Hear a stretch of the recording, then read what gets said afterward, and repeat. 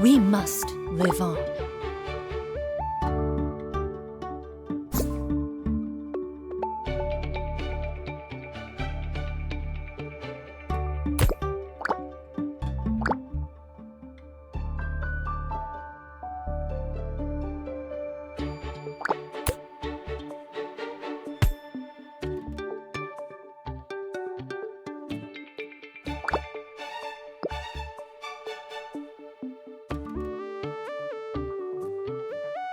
All things flourish as the four seasons drink as one.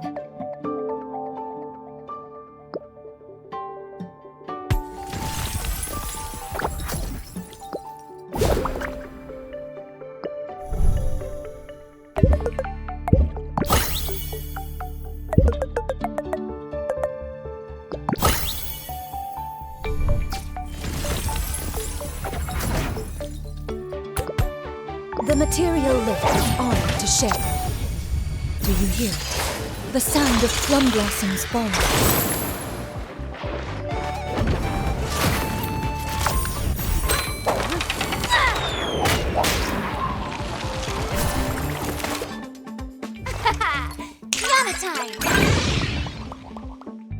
Ding on Zik, the thing in itself.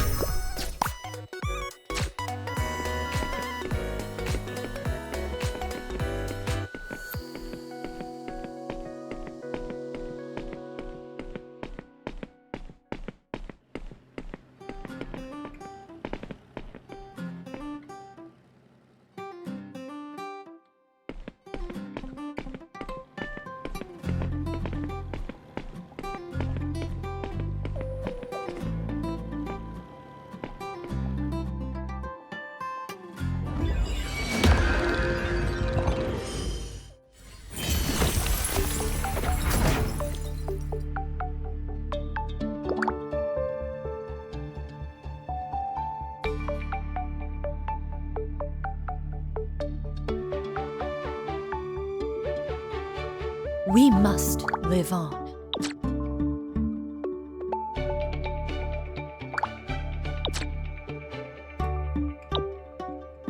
A crack in the mirror.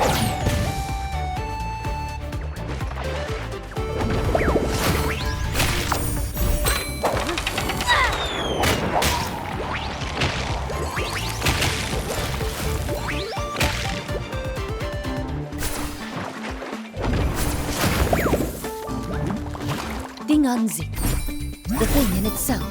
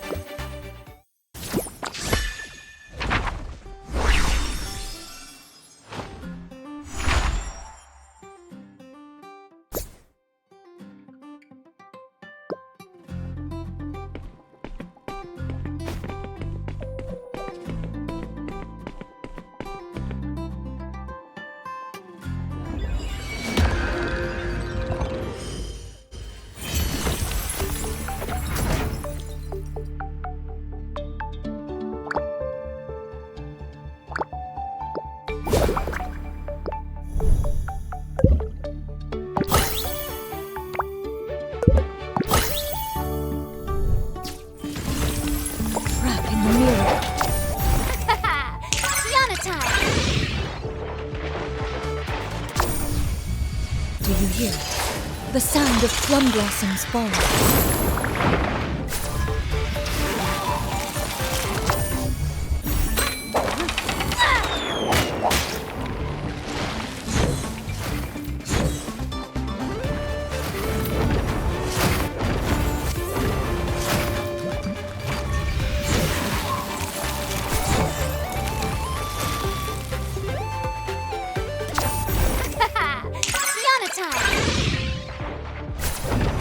The flowers wither.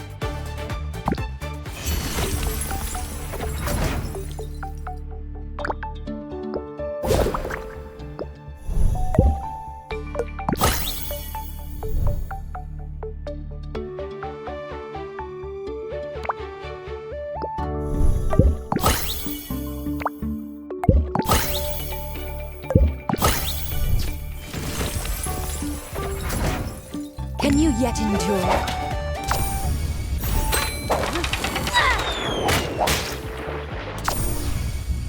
Do you hear it? The sound of plum blossoms falling.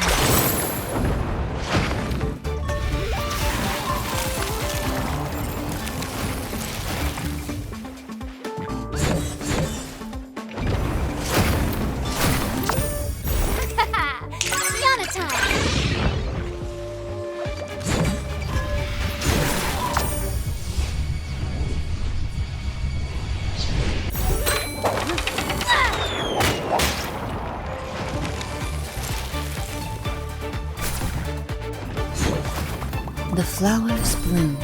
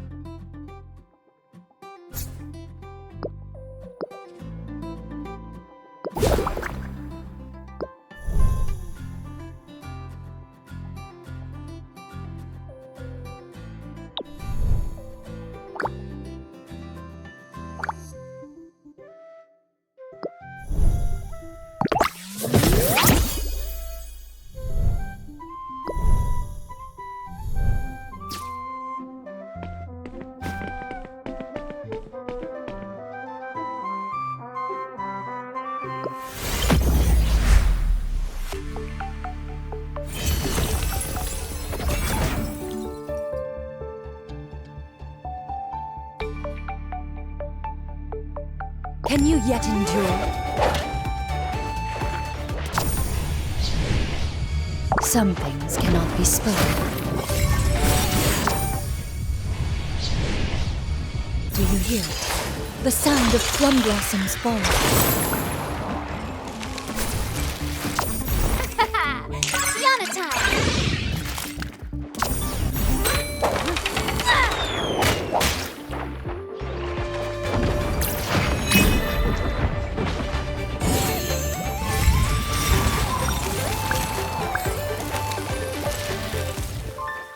The flowers wither.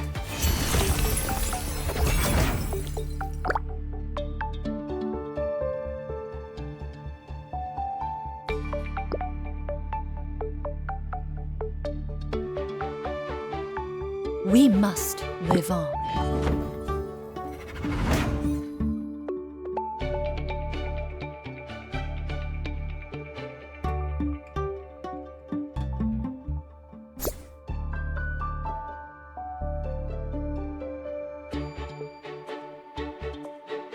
The material lift is honored to share them. Let's get him, team!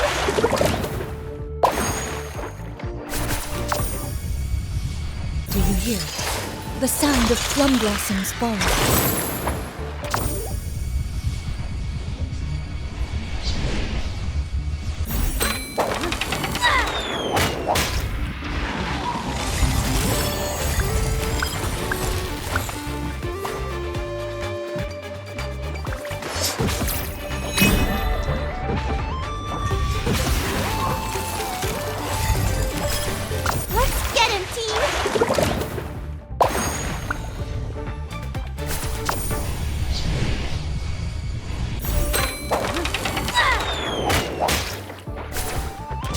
Do you hear it? The sound of plum blossoms falling.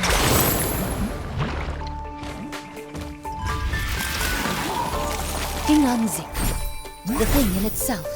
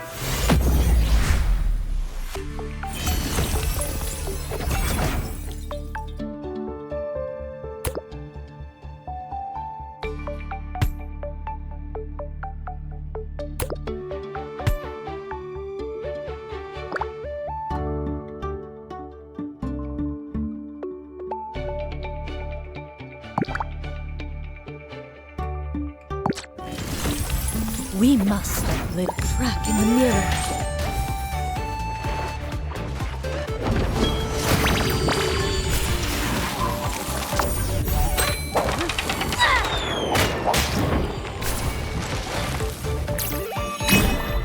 The flowers bloom.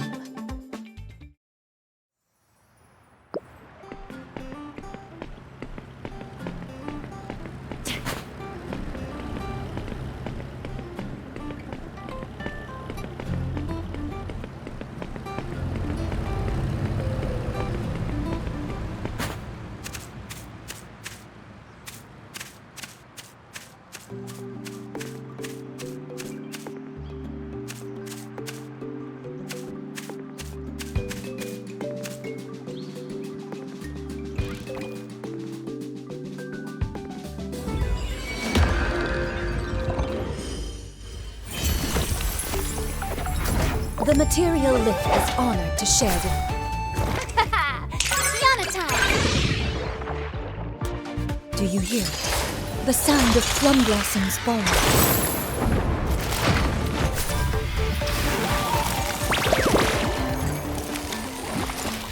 How does one reach true reality?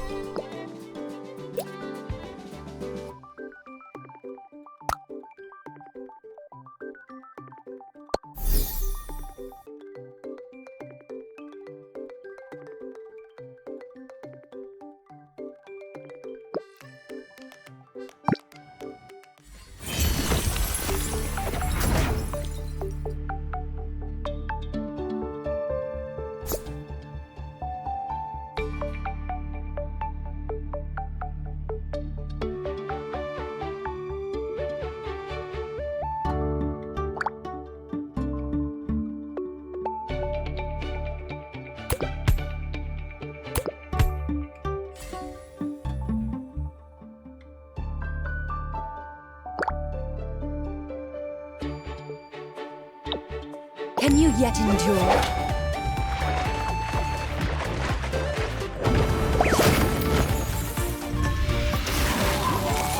The flowers bloom.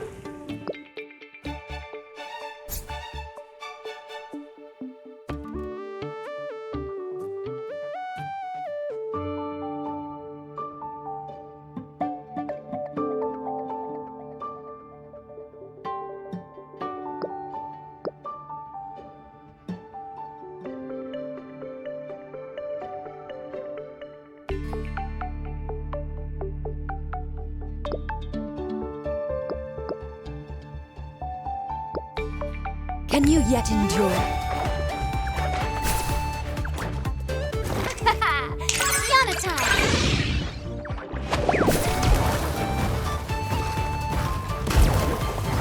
How does one reach true crack in the mirror?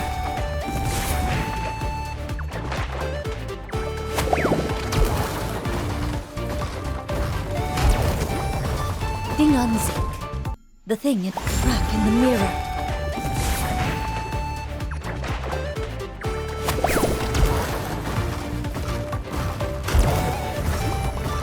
The flowers bloom. The material lip is honored to share this moment.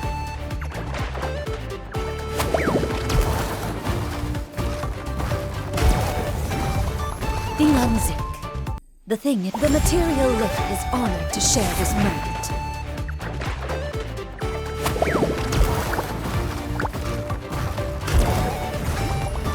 The flowers bloom. The material lip is honored to share this moment.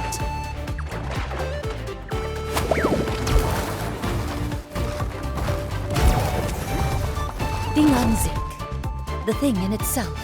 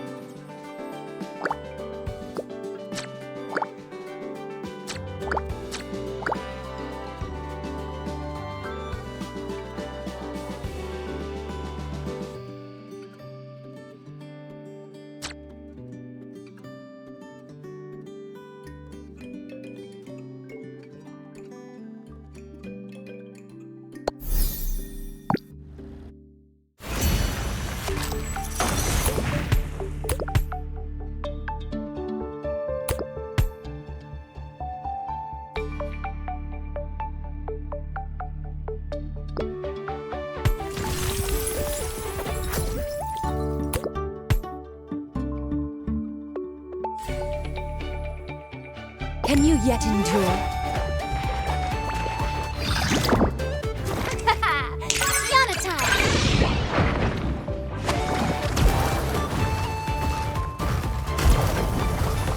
The flowers bloom.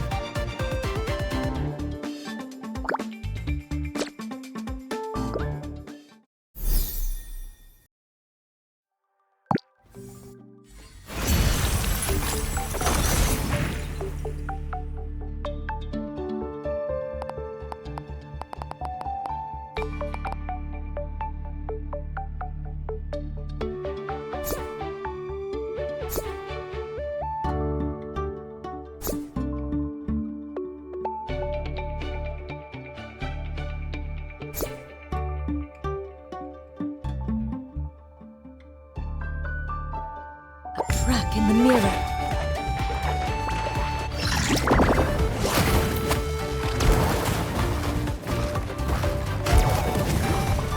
How does one reach true crack in the mirror?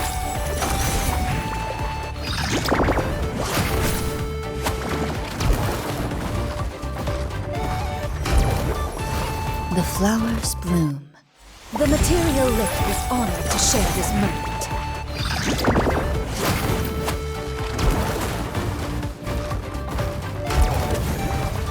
Dinganzik.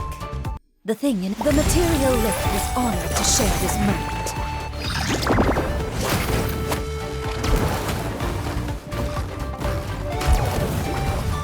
The flowers bloom.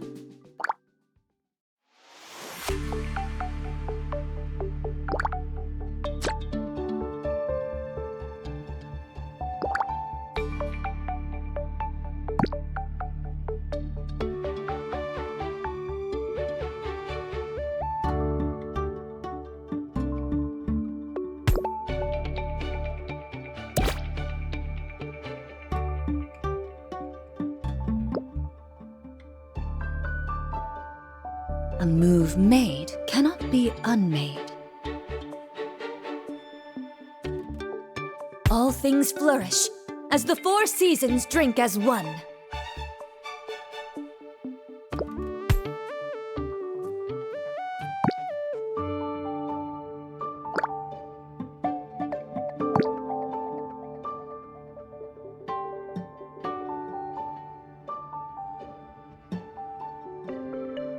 We must live on.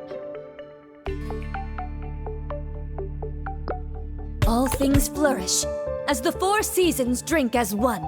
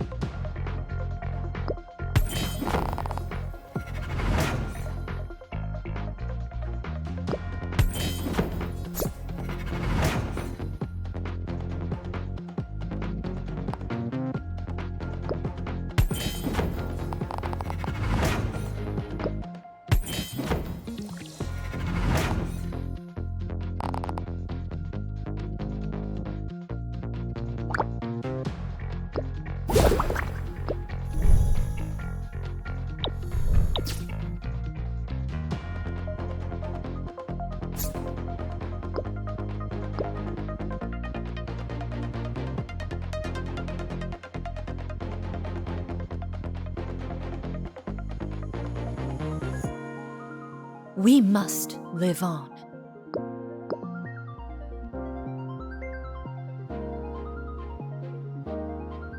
A crack in the mirror.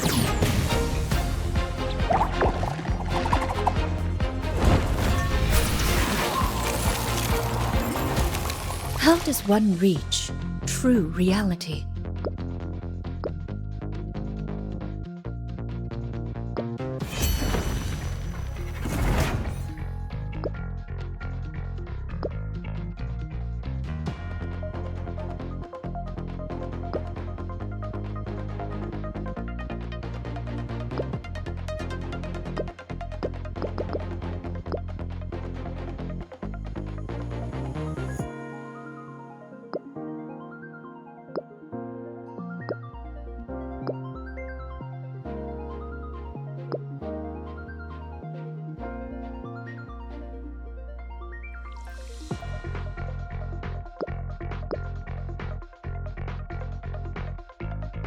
Can you yet endure?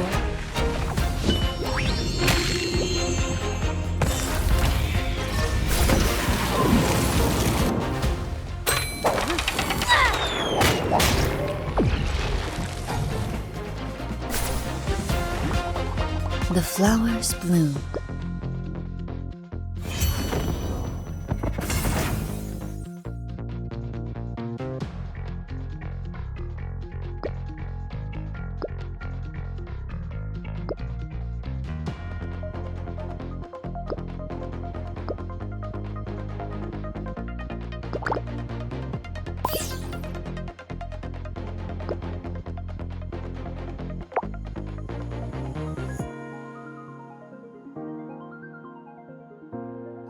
We must live on.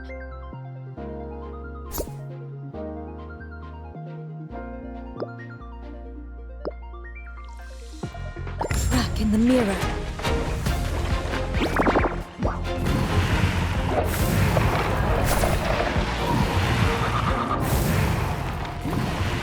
The flowers bloom.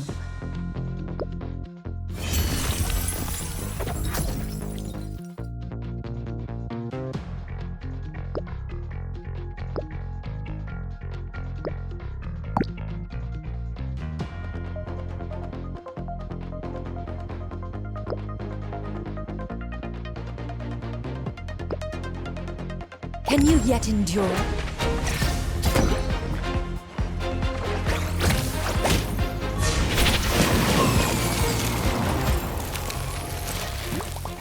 Ding an sich, the thing in itself.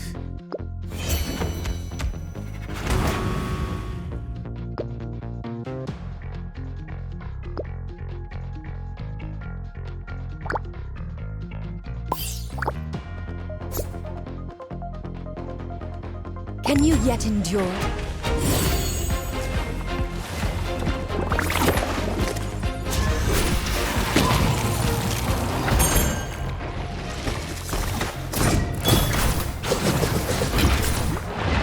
How does one reach true reality?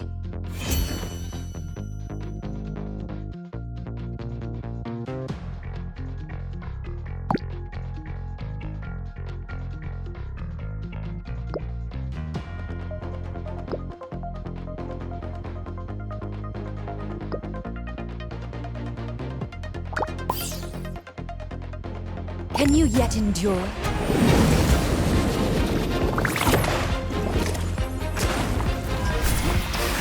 The flowers bloom.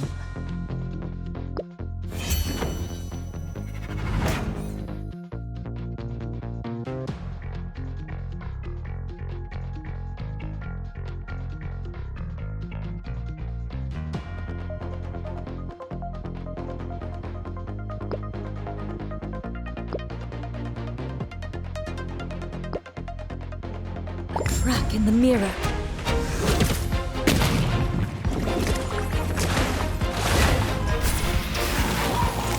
The flowers bloom.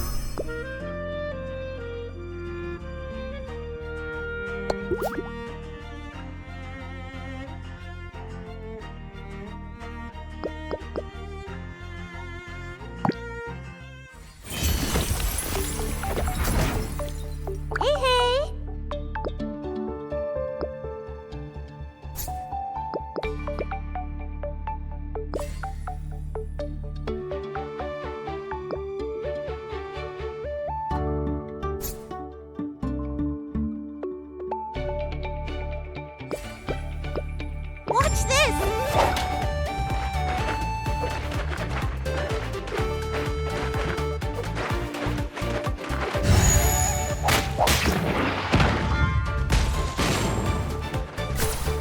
The blade. Every last enemy falls! We're the best!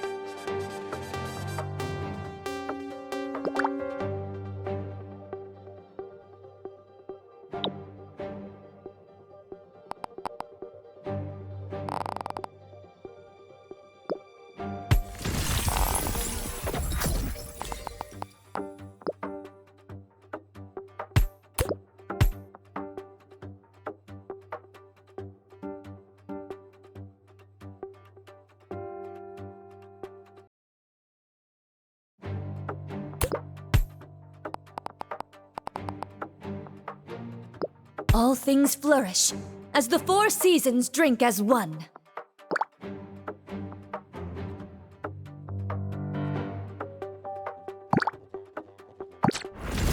Can you yet endure? Yana time!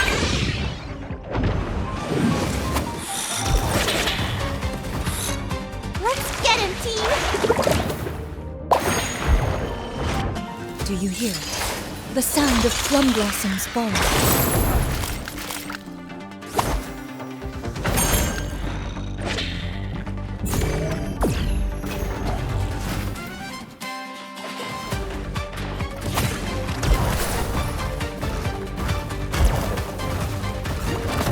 Thing unzipped. The thing in itself.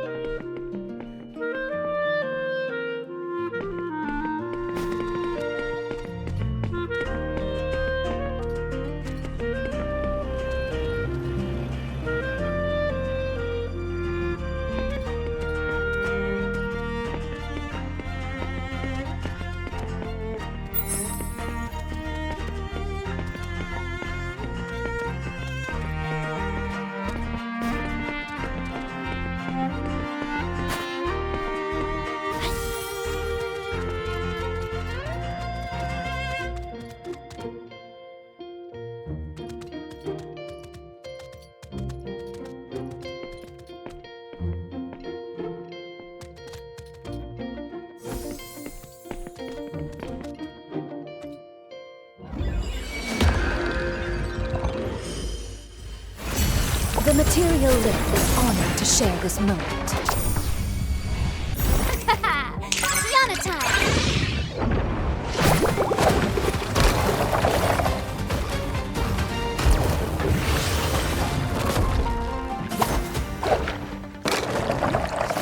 The flowers bloom.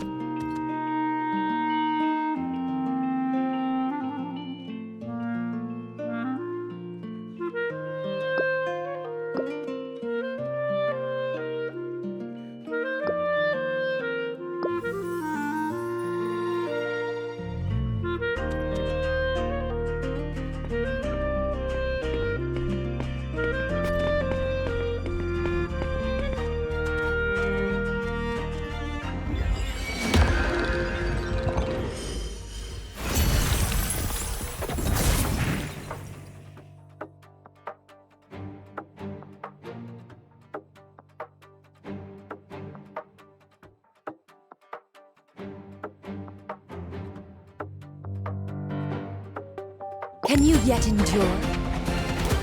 Let's get him, team! Do you hear it? The sound of plum blossoms falling.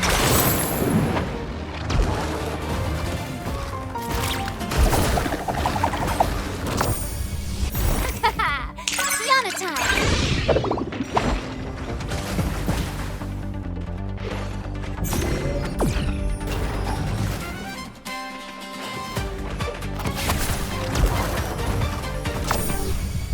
Let's get him, team!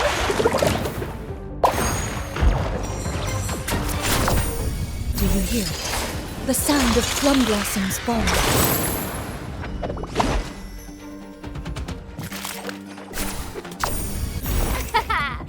Yana time!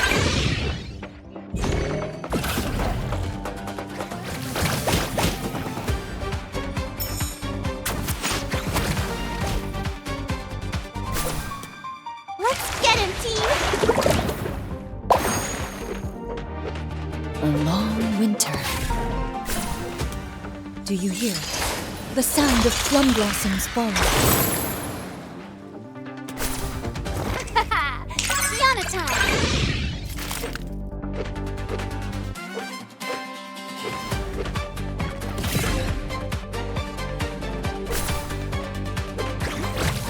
Ding an sie. The thing in itself.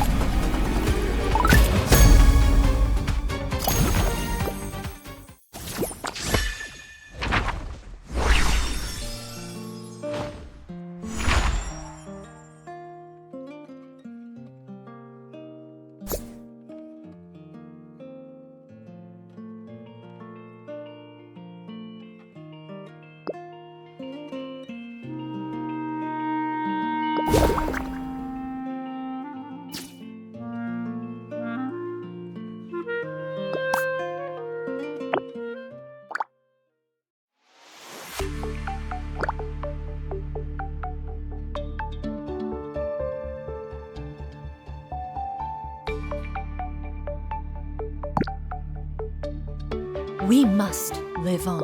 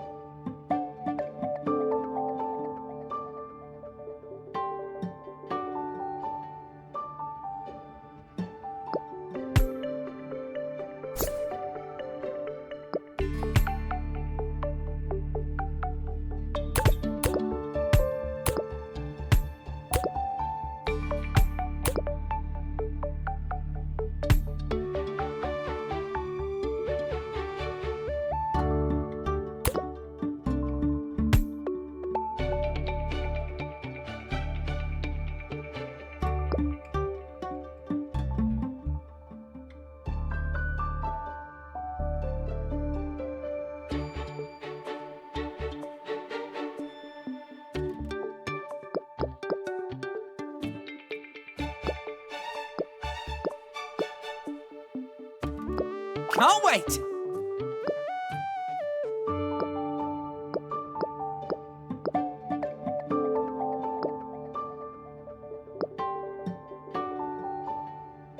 Ready and waiting! Yeah, okay.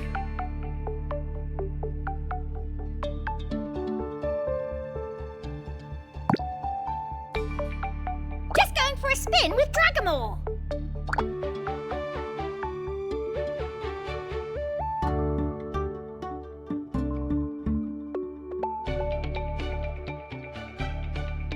What you daydreaming about?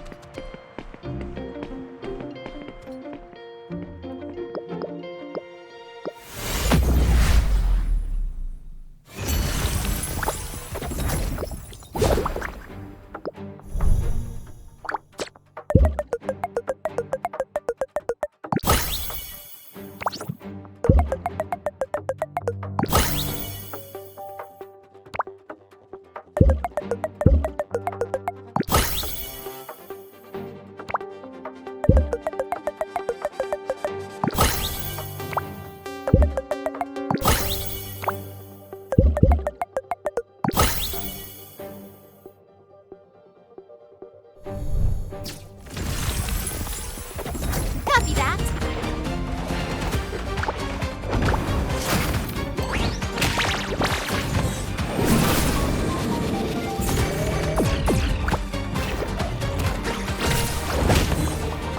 Don't be a stranger.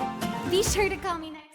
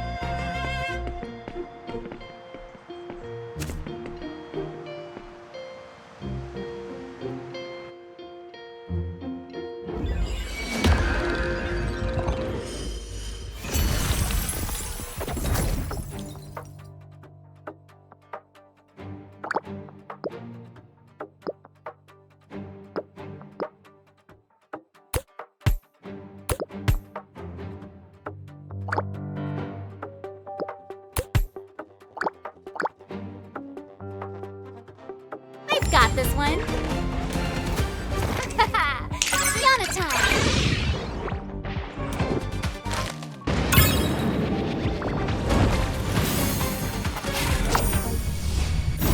They're not getting away.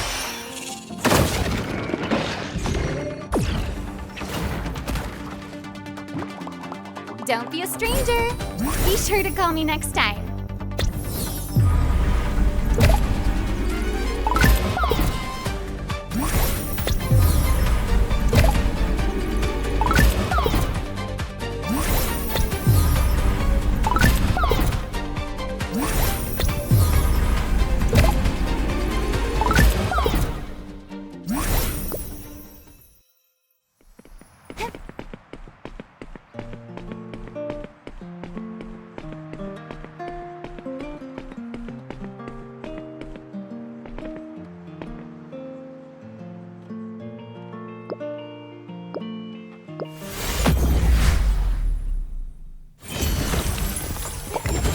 Here we go!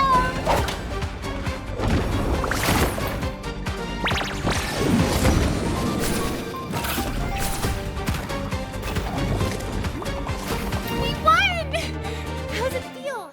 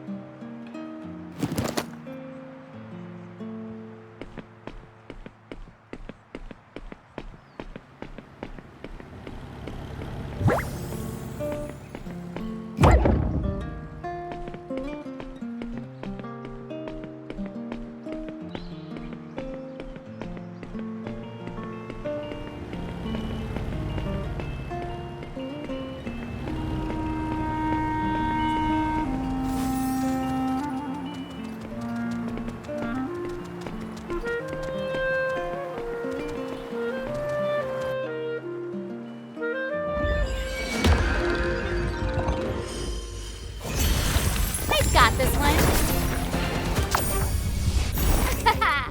Yana time.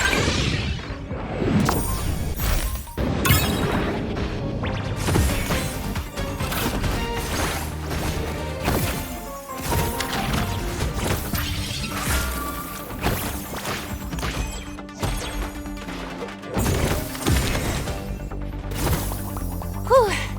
I'm hungry. Want to go grab a bite?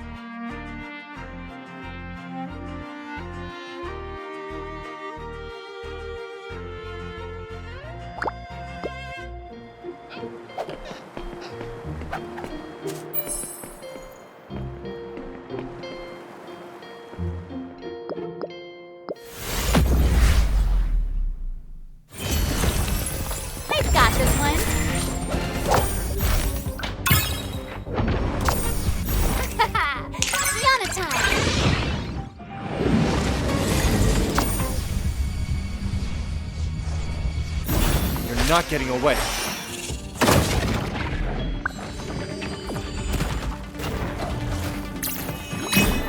Don't be a stranger. Be sure to call me next time.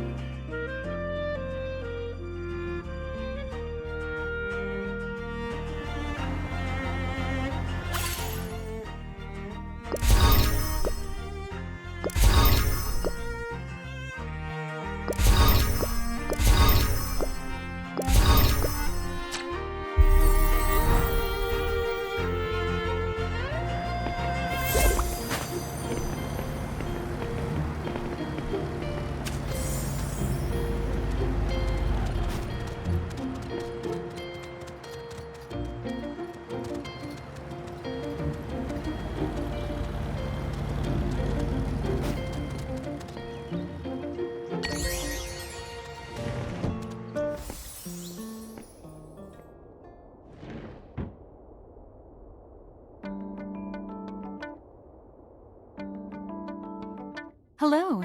How may I help you?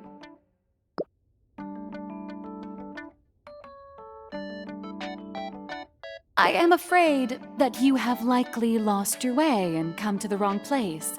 Or perhaps you misread the sign on the door. This is Nexus Hall, not the Romanesque Hall Arena. However, even if you had come to the right place, as far as I know, registration for the Grand Championship has already closed. Ah, so you're looking for the Professor. He's booked solid for the next 2 weeks, but I can put you down for an appointment. May I see the letter, please? I see. In light of the circumstances, I shall go ahead and pass on your request for a meeting for now.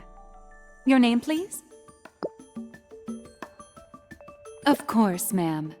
Please wait here for a moment.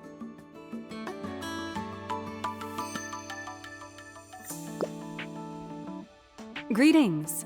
The professor will see you in the cafe.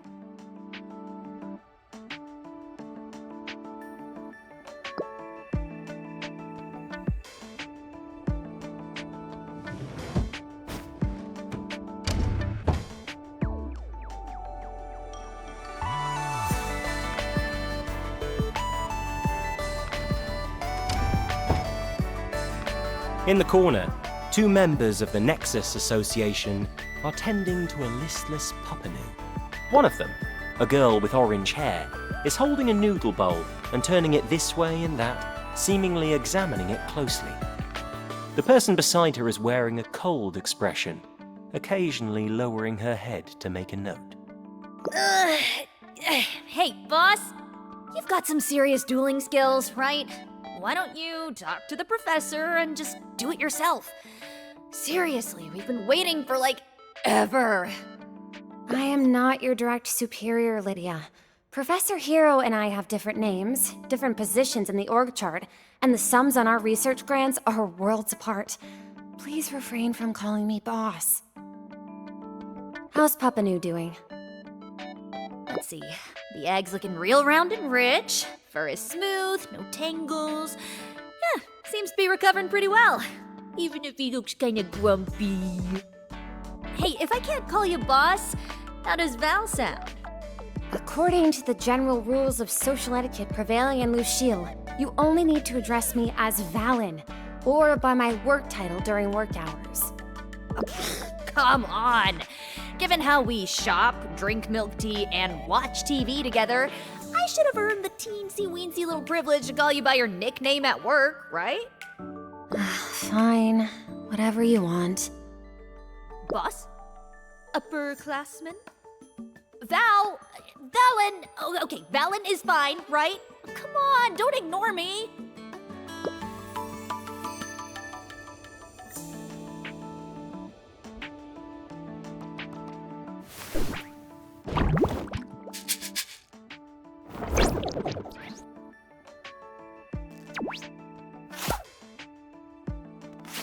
Ah, miss.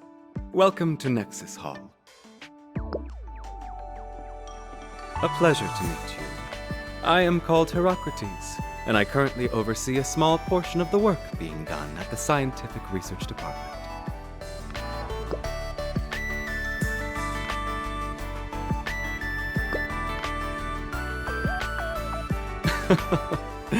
The shorter it is, the easier it is to say, wouldn't you agree? I don't mind. You can call me whatever you like. I hope you won't mind if I speak to you more informally. I received your letter of recommendation, and to be honest, I was a bit taken aback. Otto and I have been writing each other for a long time, and this is the first time he's ever asked me for a favor, so forgive my curiosity. But I'd like to ask, why is it you are participating in the Grand Championship?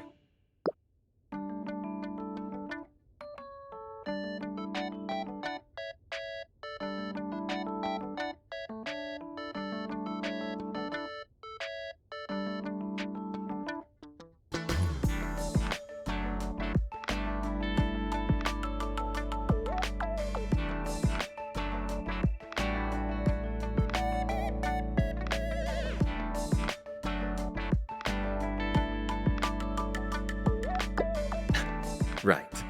I shouldn't have asked. That's something I should be curious about in the first place. I hope you achieve your goal. Ah, look at me, exactly like my students. They all say, "I'm very interested in your research," during their interviews.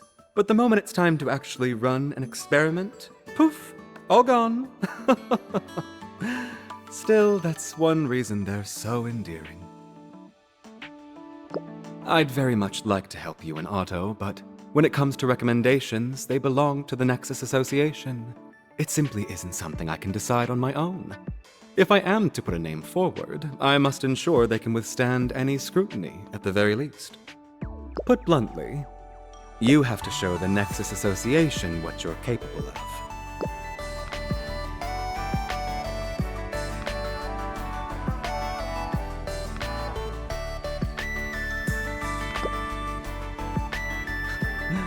I can't help but think of those lovely students of mine when I'm talking to you. Simply put, the Nexus Association needs you to participate in some activities so the members can get to know you better, feel you're reliable. And it just so happens that I have a suitable activity right here, a rescue operation.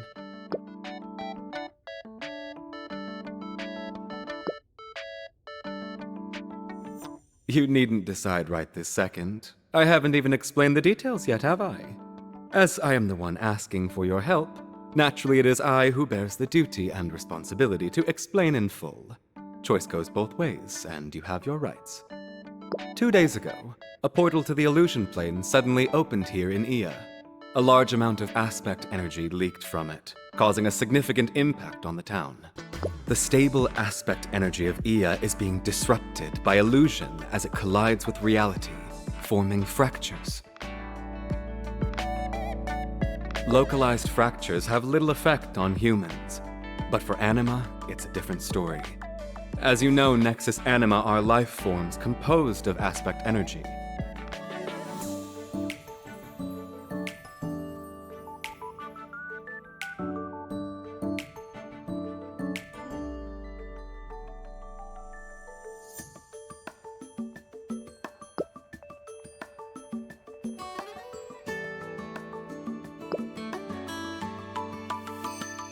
Yes, and that is common knowledge, which you would know if you weren't spacing out during your basic aspects class.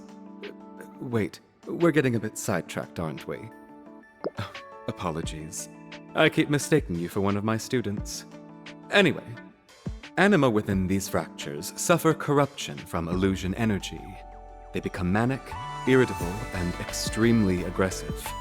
This in turn affects the lives of both humans and anima alike. As the Nexus Association, it is our responsibility to save the poor creatures. However, our volunteers are generally different from the sort to enjoy Nexus battles. My students do not possess such formidable skills. They're not like you, an Animaster looking to participate in the championship qualifiers. I do not consider your arrival mere coincidence. Might I ask you to provide some security for our rescue operation in Old Town?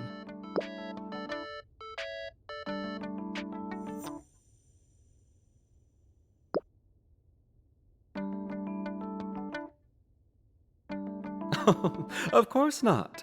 Our volunteers will handle most of the work aside from the fighting. Two of my students, Valen and Lydia, will accompany you. All you need to do is subdue any corrupted anima. Leave the rest to them.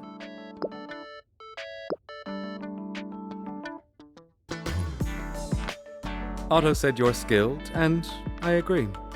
I've always been an excellent judge of character. However, our rules and regulations for recruiting volunteers still require that you complete a simple battle aptitude test. Just a formality, really. Herocrates lazily claps his hands, and Cam Corgi nuzzles affectionately against his leg. Why don't the two of you play together a bit?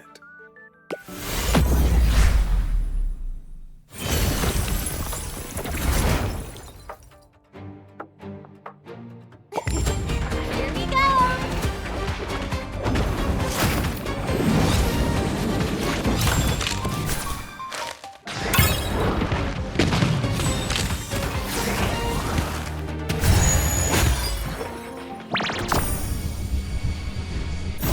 You're not getting away.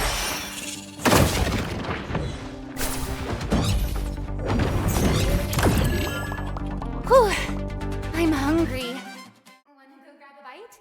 No, that wasn't so bad, was it? Commanding anima, Nexus battles. Given your capabilities, there's nothing to worry about.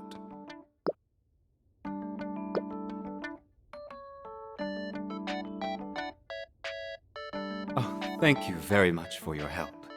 I've already taken the liberty of asking the two of them to wait for you in the lobby. I hope everything goes smoothly. This is for you. Anyone who agrees with the Nexus Association's ideals is one of us.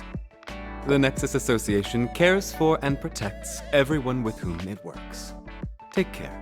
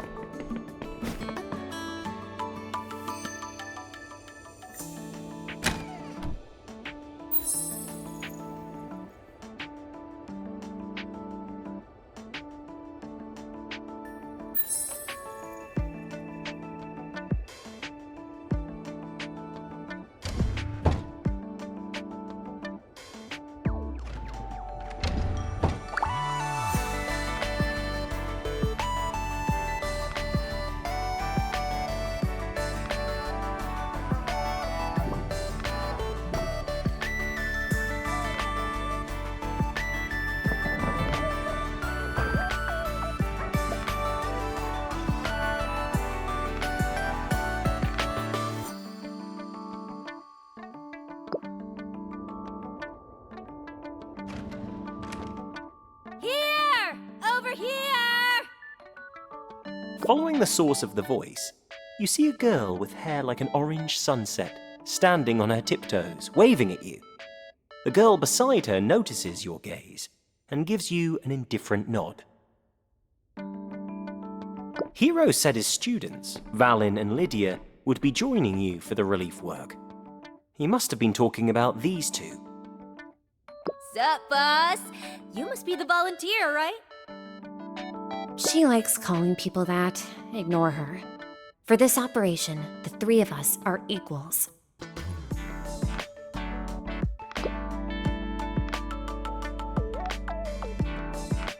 Yeah, totally.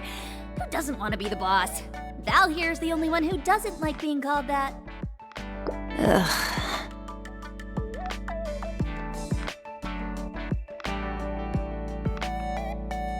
We are. I'm Valen, and the loudmouth here's Lydia. We'll take care of treating any corrupted anima you subdue in the illusion fracture.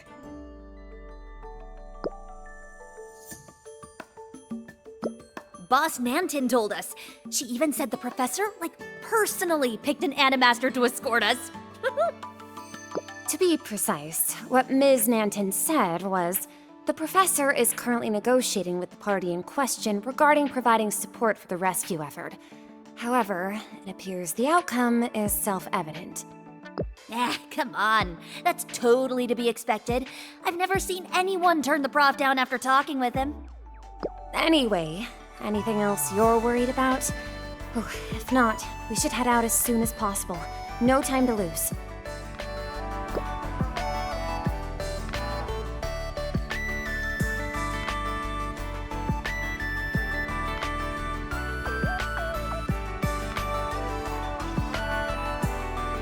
Ooh, are you breaking the ice? Okay, I like the color orange. My favorite movie is Fully Lethal Twister. I'm allergic to sunspotties. She's allergic to writing papers, too. All right, that's enough about me. And Val, well, I know she looks like a caffeine addict, but she actually can't stand even a teensy-weensy bit of bitterness. Okay, Lydia, this isn't some office team-building exercise. Not another word about me. Lydia and I will be working with you this time. That's all you need to know.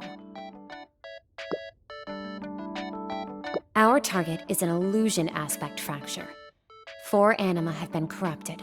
A Mimu, a Petrolog, a Nom Nom, and a Donatello. You subdue them, and leave the rest to Lydia and me. Don't worry. If there's any real danger, me and Val will protect you. If that happens, I'm asking Professor Hero for triple overtime pay.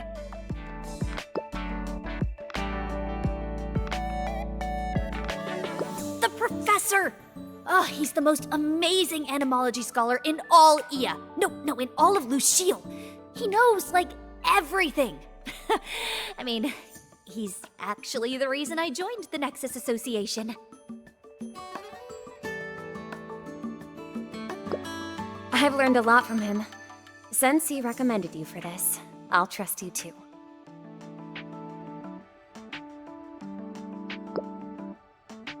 Sure thing, boss. Looking forward to working with ya. Let's make it quick. I do not want this turning into overtime. Someone doesn't live at the office. Yeah, because I'm not homeless.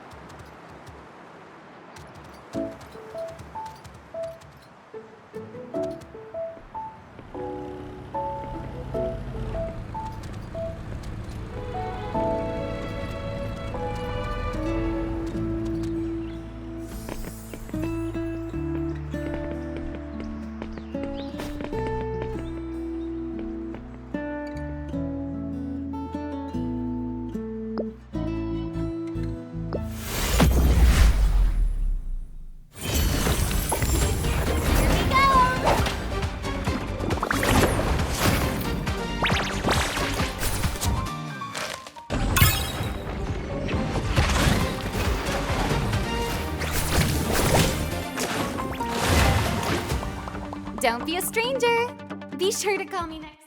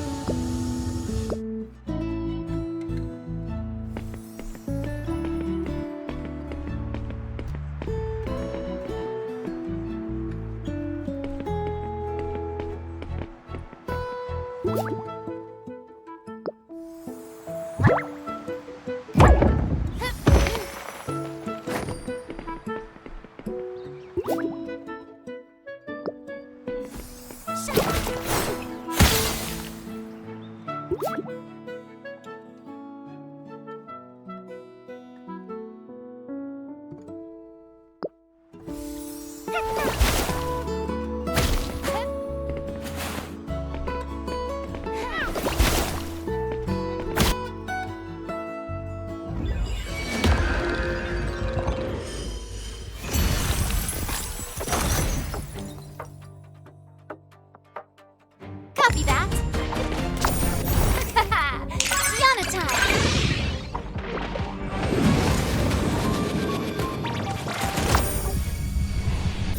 You're not getting away.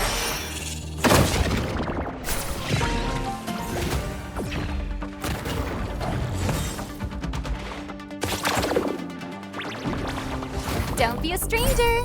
Be sure to call me next time.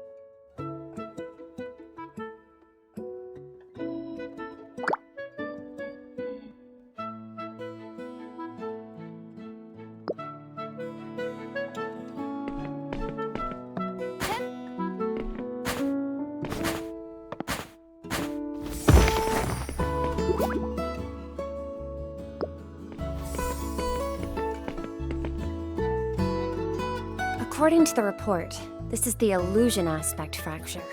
The concentration of illusion energy is clearly too high. As you can see, many wild anima have been contaminated by it and have begun to mutate. Wait, is it really harmless to humans? I'm kinda scared.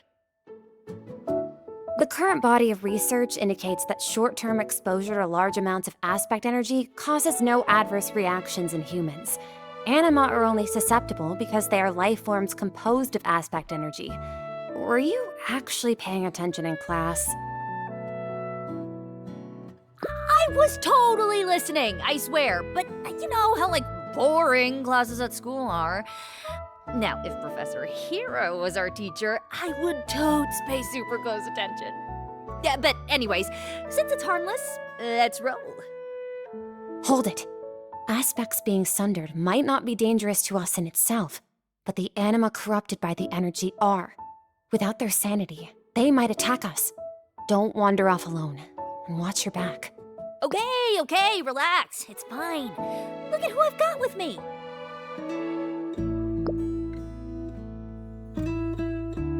Now, you're frowning again, just like you do when the numbers aren't adding up. Something doesn't feel right. Continue.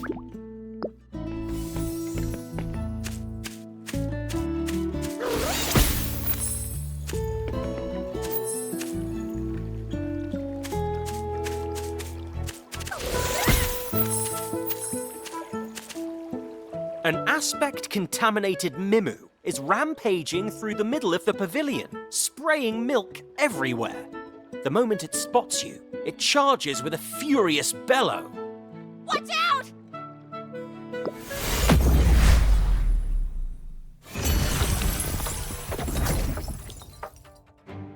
I've got this one.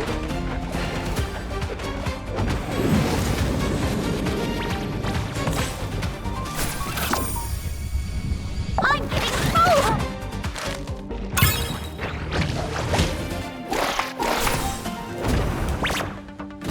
You're not getting away.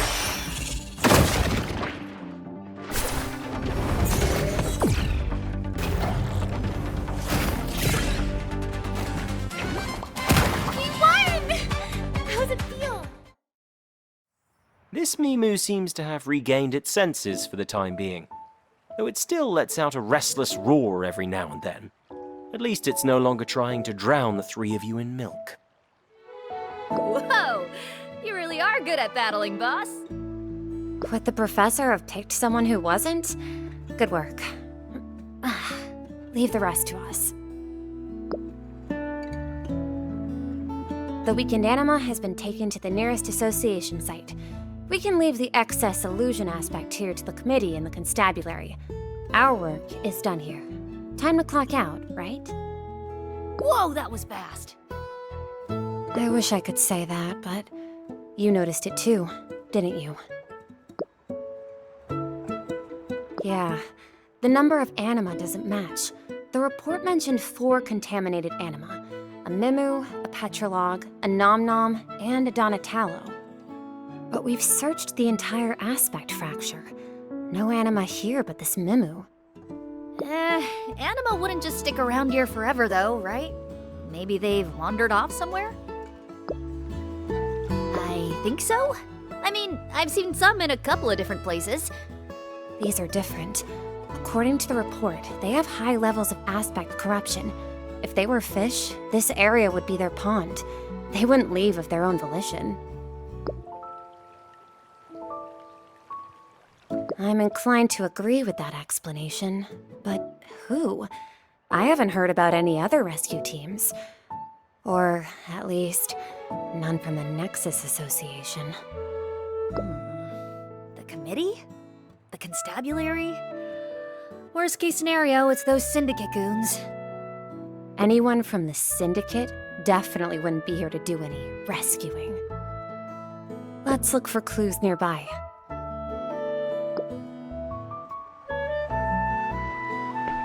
There are chaotic strings of footprints on the ground. Their edges are blurred, and before long, they will dry up and vanish completely. As of yesterday, the constables had already cordoned off this area. These footprints are far too fresh. Could whoever took the anima have left them? It's possible.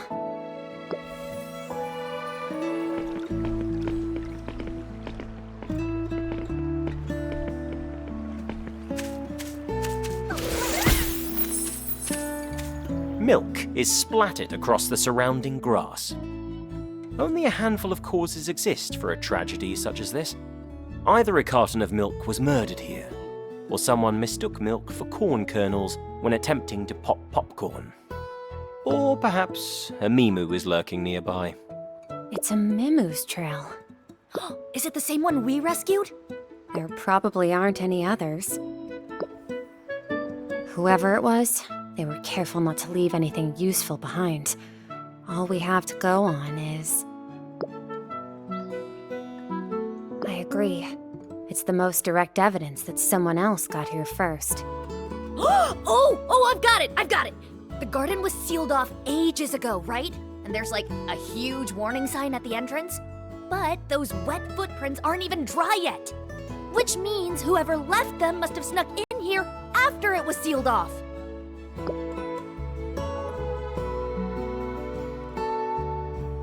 Not bad, Lydia. I'll give you a 90 out of 100. Looks like we're finishing early today. Huh? What do you mean? We're not going after them? We did our job. We shouldn't go looking for extra work. We're Nexus Association volunteers, not detectives or cops. You remember Article 8 of the regulations on the shelter, rescue, and management of wild anima, right? In the event of emergency, such as missing wild anima or worsening aspect sundering, advanced rescue personnel shall promptly provide a full report on the matter to the direct superior responsible for their unit, and additional personnel shall be deployed as the situation requires. Ha! I remember! Exactly.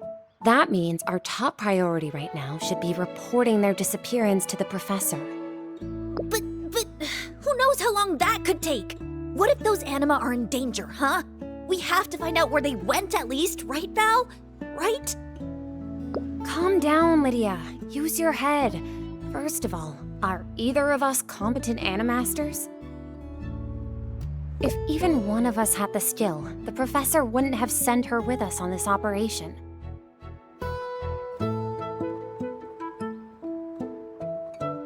Tell me, what if something happens to us while we're investigating?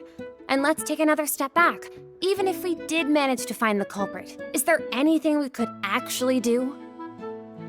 I know, but... Listen, Lydia. I know you're worried about those anima, but their disappearance is not our responsibility. The rules say that if we encounter anything unexpected, we should report it to Professor Hero, and he'll arrange for someone to follow up. Whoa, what do you mean, not our responsibility? Didn't we swear the archetypic oath when we joined the association? I swear to fulfill, to the best of my ability and judgment, this covenant. I will respect and work for the benefit of anima and avoid any actions that harm or degrade anima. You swore it too, didn't you? Come on, you're way smarter than me. You should remember the words better than I do.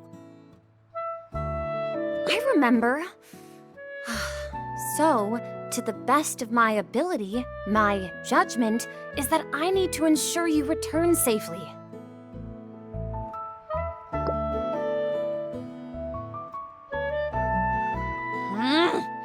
And what do you say, boss?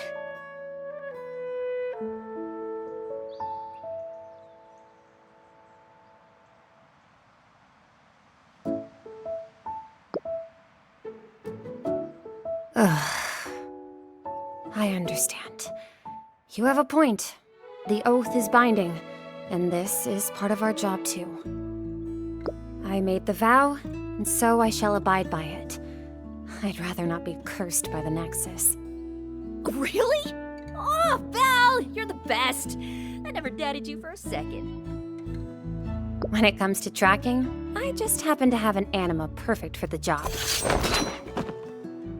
Valen's Rosvicut materializes after she snaps her fingers, its nose twitching as it attentively sniffs the air. Rossficates are extremely sensitive to smells. Whoever left the footprints behind must have left a unique scent as well. Let's leave it to him. Who the heck could it be? And why are they capturing Anima? The only ones who would treat Anima like this are Syndicate scum, and any lowlives they bought off. Whatever their goal is, you can bet it's nothing good.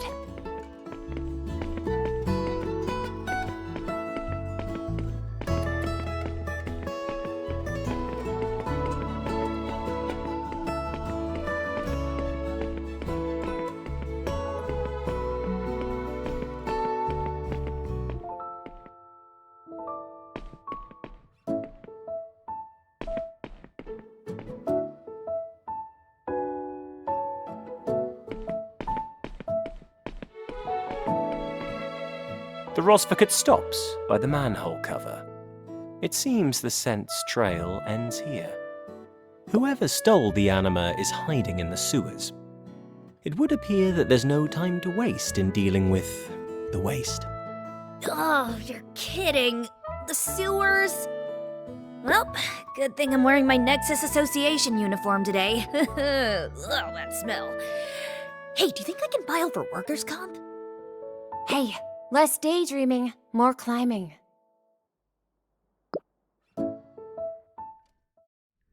Hey, do your job, Richard. We only hauled in a new batch of anima today. Heat's on, so we gotta be careful, yeah?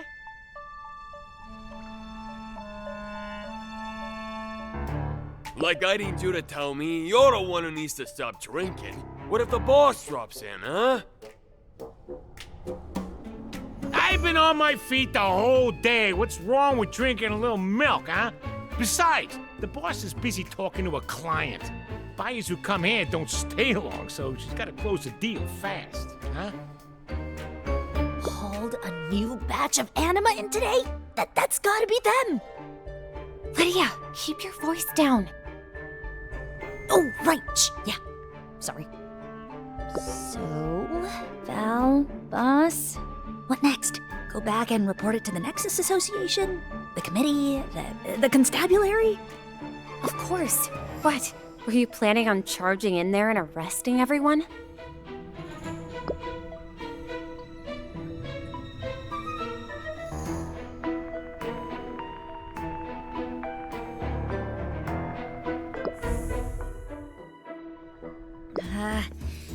Val, boss, actually, I want to go in and investigate. Find out what the heck they're up to and what they're planning to do with the anima. I can't just let them off the hook like this. Come on, Val, what do you think? Can we? I know, Lydia. Don't forget, I'm a member of the Nexus Association, too. Let me think. There are guards at the entrance. If we try to force our way in, it'll make too much noise. The boss and those clients might escape. Ah, yeah. These sewers are practically a labyrinth. Entrances and exits everywhere. Entrances and exits everywhere. That could work to our advantage. If we plan this right, we might be able to sneak in without alerting the baddies. Great! How? My Rossford. He's small and nimble enough to climb up the pipes and scout ahead. There's a good boy. I'm counting on you. Don't push yourself too hard. If things get dicey, you get out of there. Shame my Jaborange is so big. Plus, he's so clumsy. He's always knocking my cup over with his tail. All right then, we're all counting on you.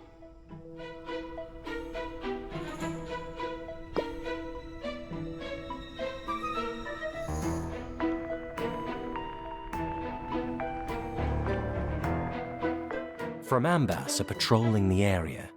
Be careful not to get spotted.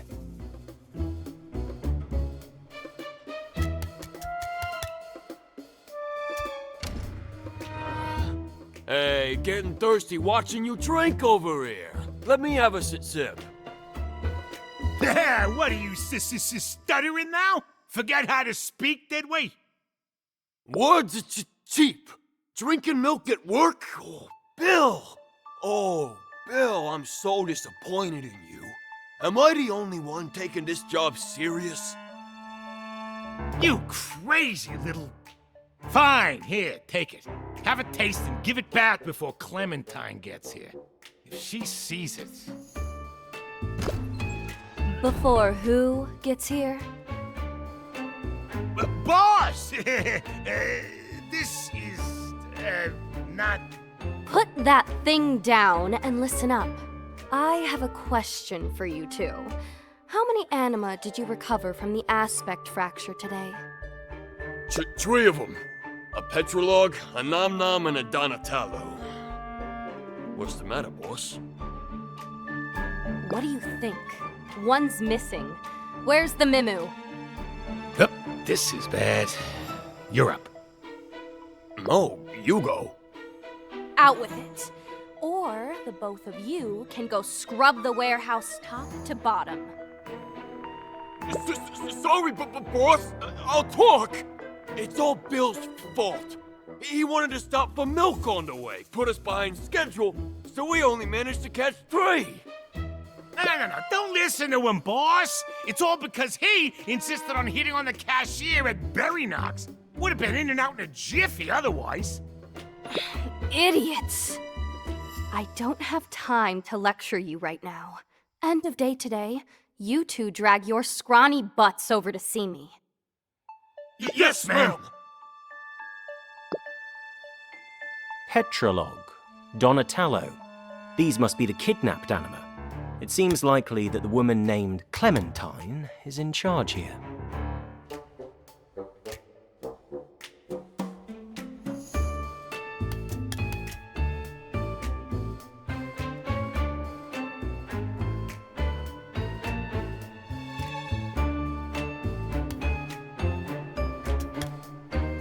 Looks good. Them 3 are all squared away. What a pain. These anima aren't nearly as stable as the ones we modify ourselves. Even Mr. Eyes looks at them funny. They're hard to offload. You trying to get us caught? Boss doesn't know we're selling these behind your back. We're on the hook for this. So don't sound off about it unless you got a death wish. What's the big deal? Boss just left. We got time. Pick one of the better-looking modified anima from a recent batch. Mr. Eyes has put in another request.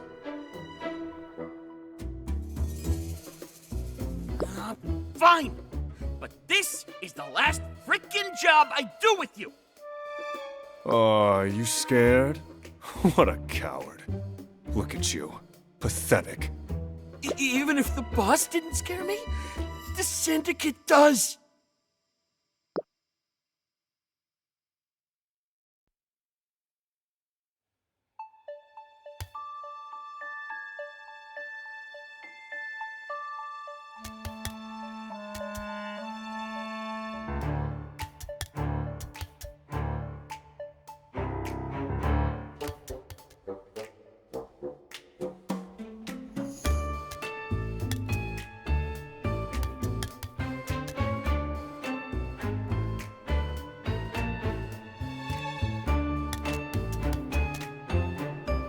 Ms. Clementine, is this your anima?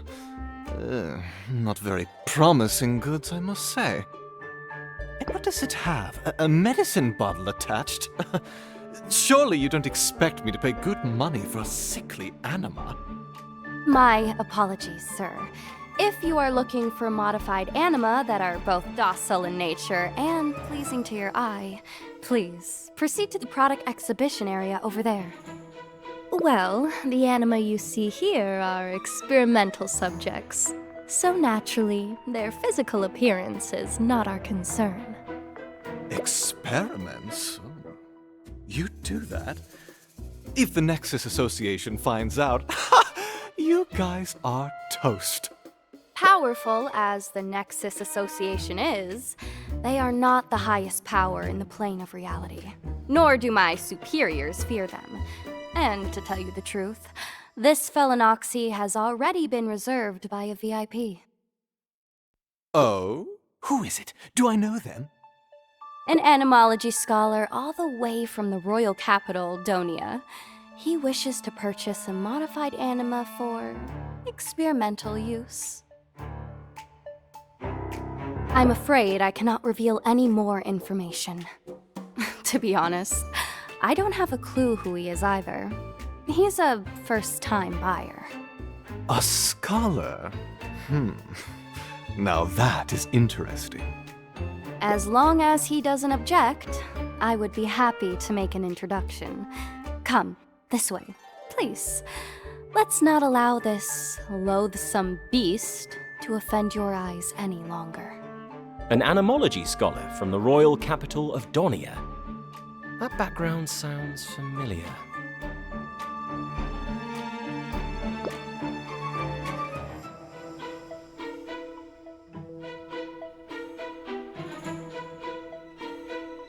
Let's review what we know, formulate a strategy, and then execute the plan. One step at a time. First, this is a den for illegally modifying and trafficking anima. The woman in charge is called Clementine. Besides modification, they also capture aspect-contaminated anima. Their motives for doing so remain unclear. What intel should we review first?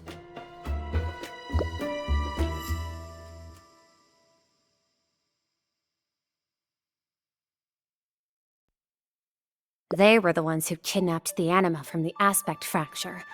That was the only thing of value they talked about. With guards like these guarding the entrance, getting in should be a breeze. Looks like a warehouse. They've got all kinds of anima locked up in there. Judging by their reactions, this isn't Clementine's first time doing this. If we can leverage the fact they're doing private deals with Mr. Eyes, we might be able to pry some more information out of them. For instance, whether there's someone else behind Clementine.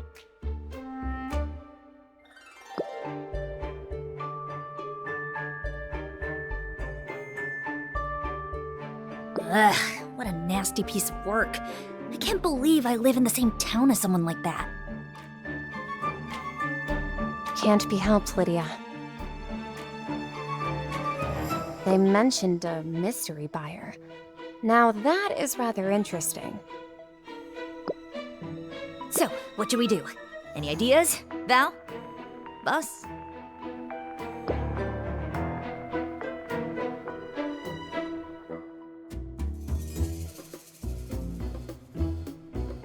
I have an idea. Why don't we pretend to be that animology scholar? We can walk in as a client, get intel that way. From what they said, it sounds like they've been in business a long time. We can't save every anima right this second, but we can collect as much evidence as possible. If we work together, we can eradicate the stain on Ia.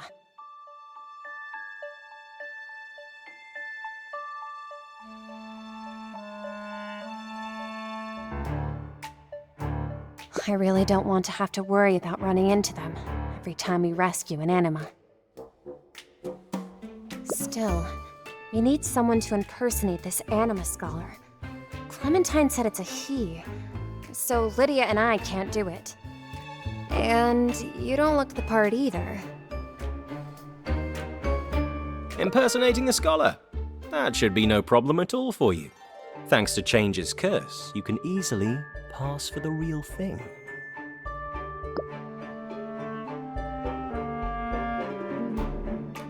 Whoa, no way. You can do that?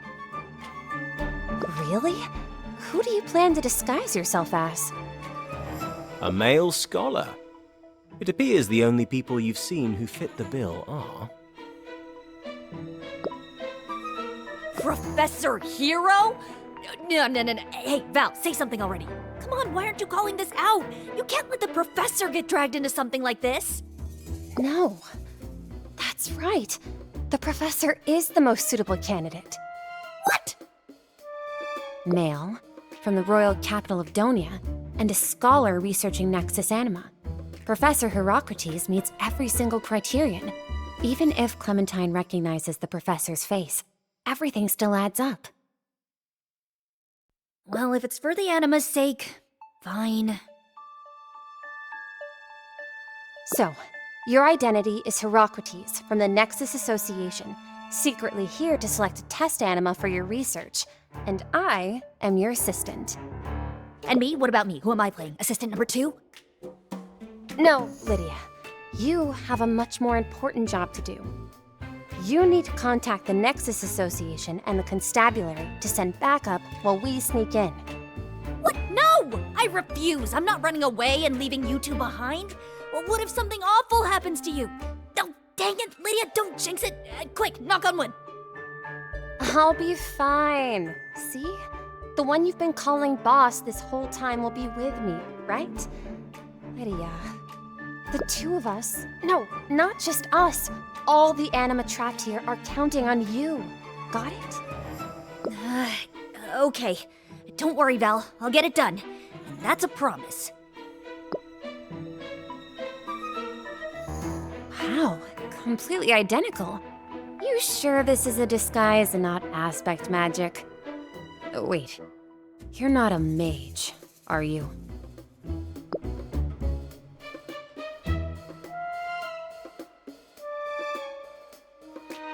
Fine. None of my business. Let's move.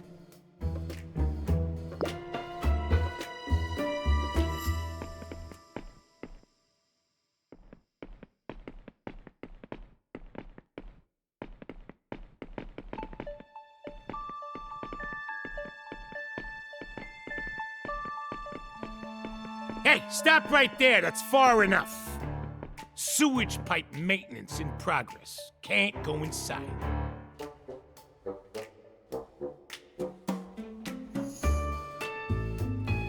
Bill, you blind? Use your eyes.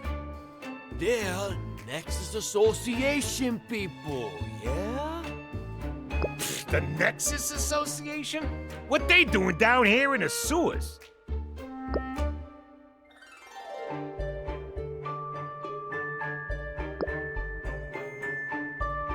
Whoa, appointment?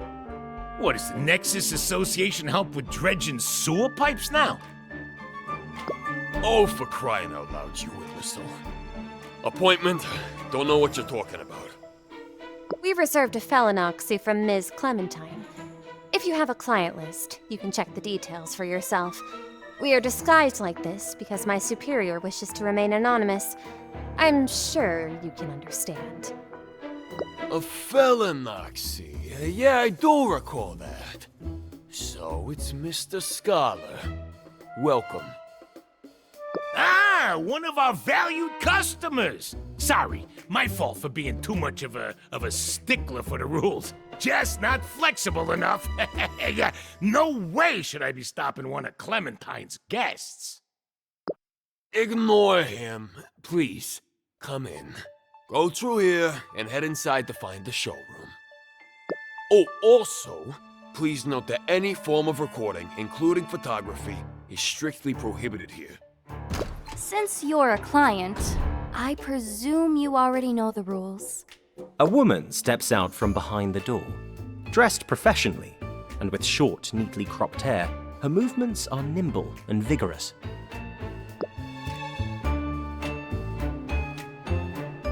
Oh. I never imagined our scholar would be the Nexus Association's famous professor. That certainly answers a few of my questions. No wonder. Your insistence on anonymity is most understandable. And this is?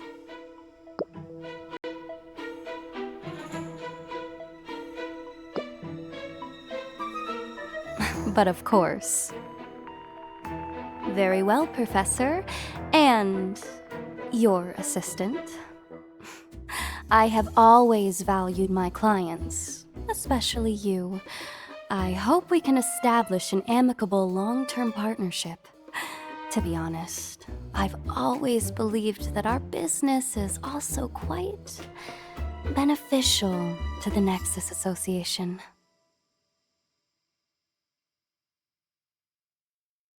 What do you say?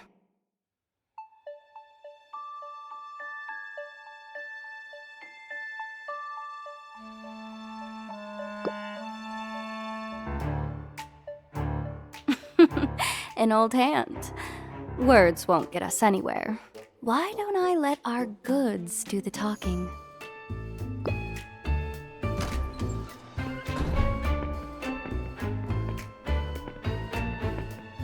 Sorry.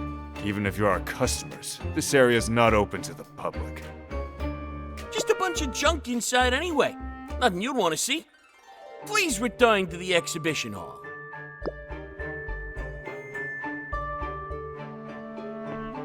Sorry. Just a bunch of junk.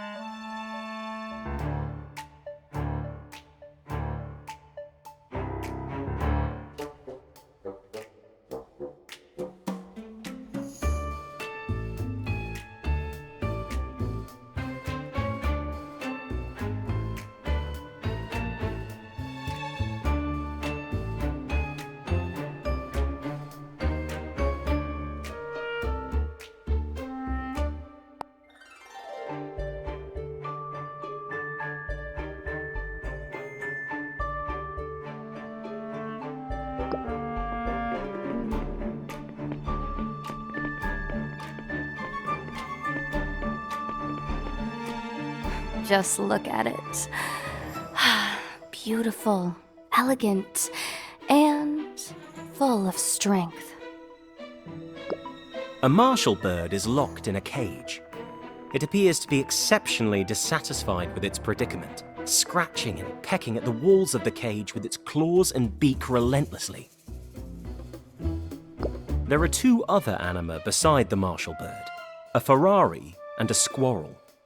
Even through the barrier, you can feel violent, savage aspect energy surging within them. It is a chaotic energy, born from a balance shattered by contaminated aspects. This marshal bird is quite the commodity. We have several clients bidding on it. I believe the price still has room to climb.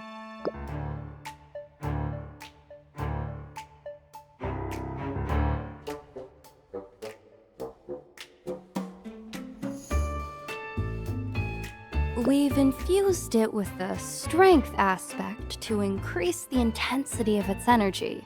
Same with the Ferrari and the squirrel next to it. I can guarantee you won't catch such strong anima in the wild.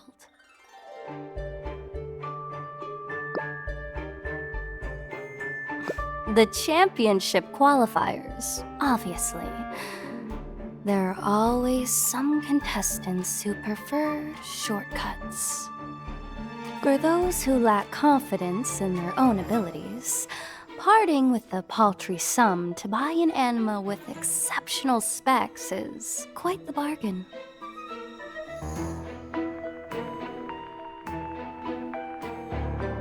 You can't help but smirk contemptuously.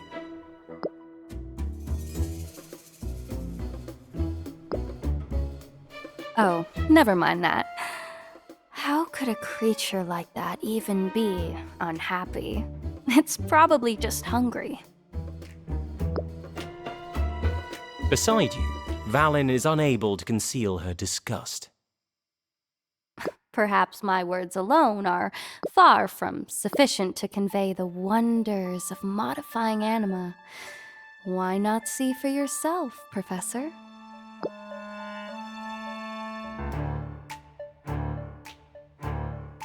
Oh, my mistake. I misspoke. I'll have someone demonstrate. Please, just sit back and enjoy. You there, open the cage.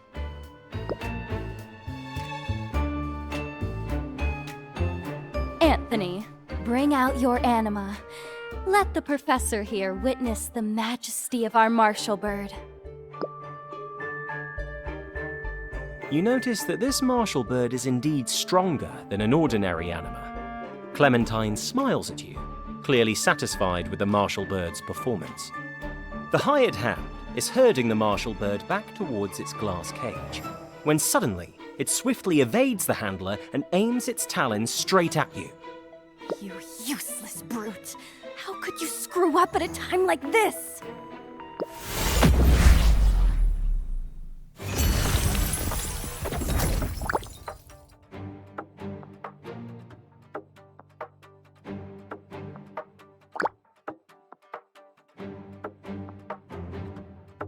Copy that.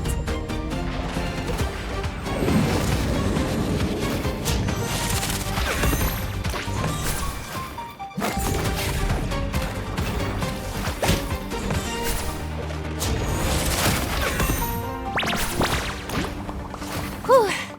I'm hungry. Wanna go grab a bite? Clementine claps her hands, and her henchmen stuff the martial bird back into its cage. What is the meaning of this? Your modified anima would attack their own master?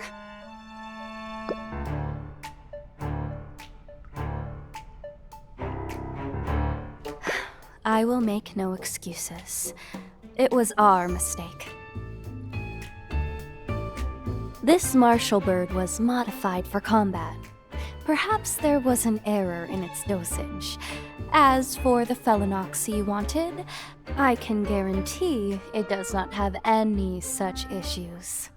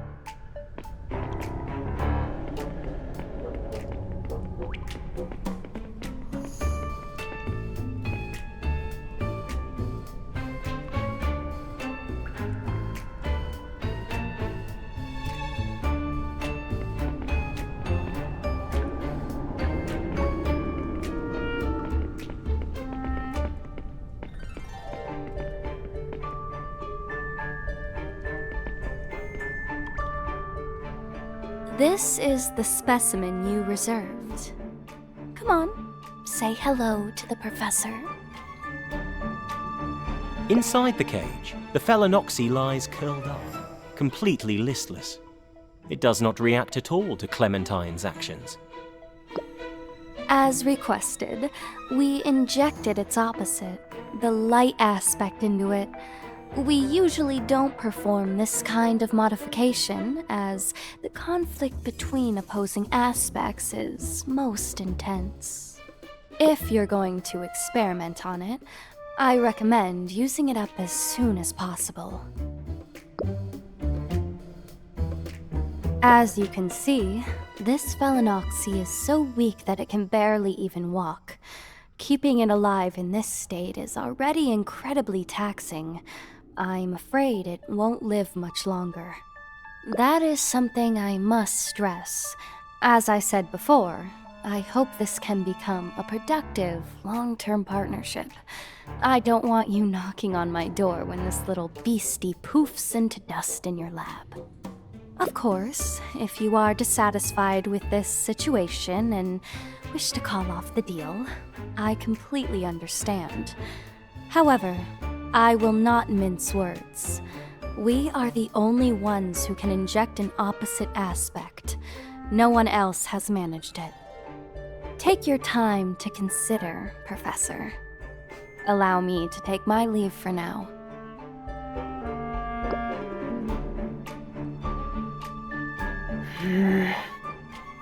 Valen shoots you a glance, signaling for you to go somewhere more private.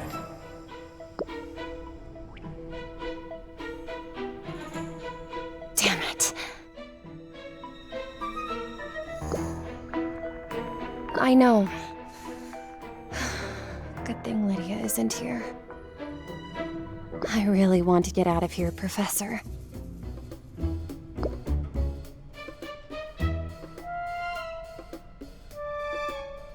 I still need to get some evidence before we go.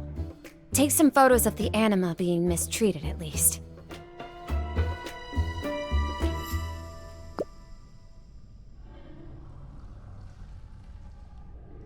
Okay, then I'll take a look around.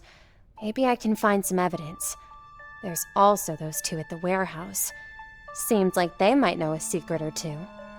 Still, as long as those Framambas are around, we'll be under constant surveillance. Let's take them out first. All right, let's go take down those Framambas.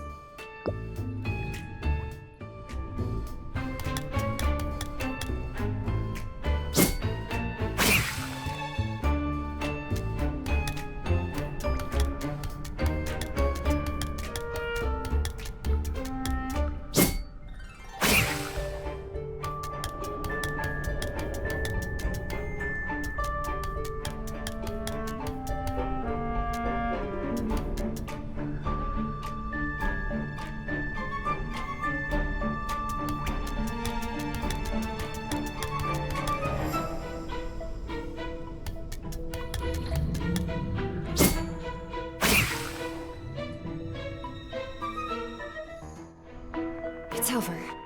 Let's go, Professor. No animal will bother us now. I suggest we start with the martial bird. Based on Clementine's description and how prominently he's being displayed, I'd wager he's their featured product. And our strongest piece of evidence. And that Phalaenopsis, she contains two opposing aspect energies. She's practically a flashing neon sign advertising Clementine's modification experiments. Oh, and even though we've already dealt with the Framambas, there are still people patrolling the area. Be extremely careful when you're taking the pictures. Stay out of sight while you document everything. Having said her piece, Valen takes a step back and motions for you to take a step forward. Let's get started.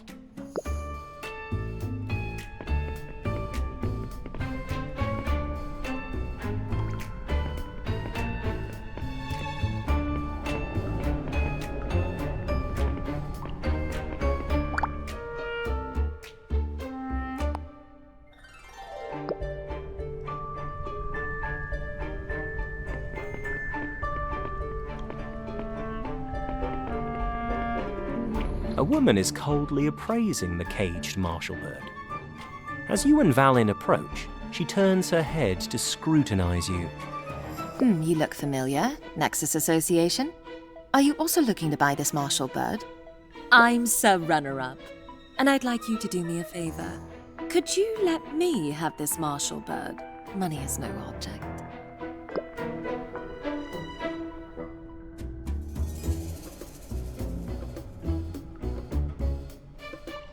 None whatsoever. It's just a code name I picked to mirror the Novark. A lucky charm. A lucky charm? Are you competing in the qualifiers? Yes, I plan to use this bird to win the whole thing.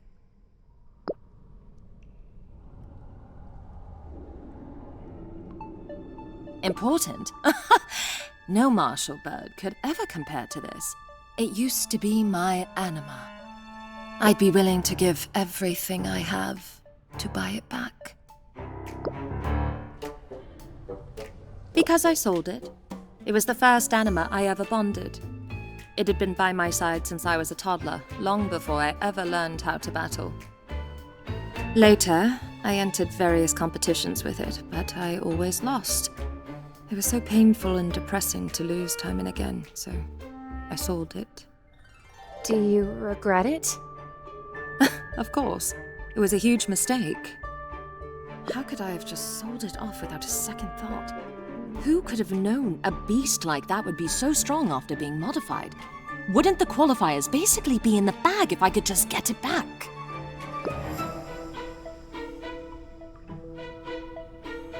What difference? I once bonded it. A thread like that can't be snipped so easily. The difference is it'll be even stronger when I use it. Once I use it to win the championship qualifiers, its price will double at least. Plenty of people will pay for meaningless prestige like that, even if it'll only live a few months. Whether or not I can live the rest of my life in luxury, never having to worry about money again, it's all riding on this. Ms. Clementine didn't explain it to you yet? That's not like her. Modifying anima has side effects. Depression, mania, a shortened lifespan, stuff like that. This marshal bird won't last much longer, but Ms. Clementine guaranteed it'll have more than enough time left to finish out the tournament. Well, don't look at me like I'm heartless. No matter what, it's my precious anima. I'll make sure it gets the works, give it a grand, luxurious funeral. May this marshal bird live forever in our hearts.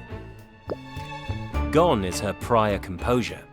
She stares obsessively, frantically at the caged marshal bird. Ugh, let's go. She's hopeless.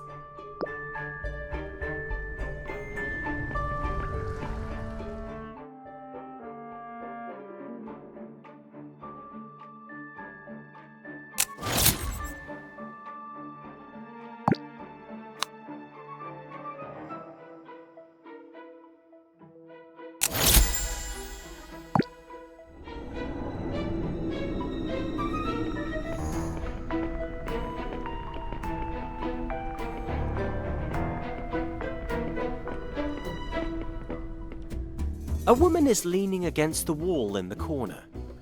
You notice the unusually patterned tie at her throat, and the black and gold badge pinned to her chest bearing her name, Leia.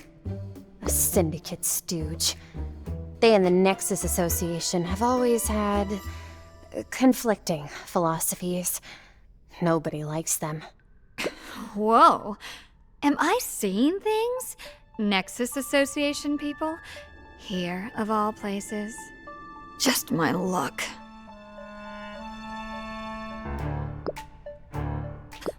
That's rich. Shouldn't I be the one asking you that? Where do you think we are? A filthy sewer. A black market den. A hive of scum and villainy that deals exclusively in hurting anima. So what's an anima-loving outfit like the Nexus Association doing here? That's none of your business, ma'am.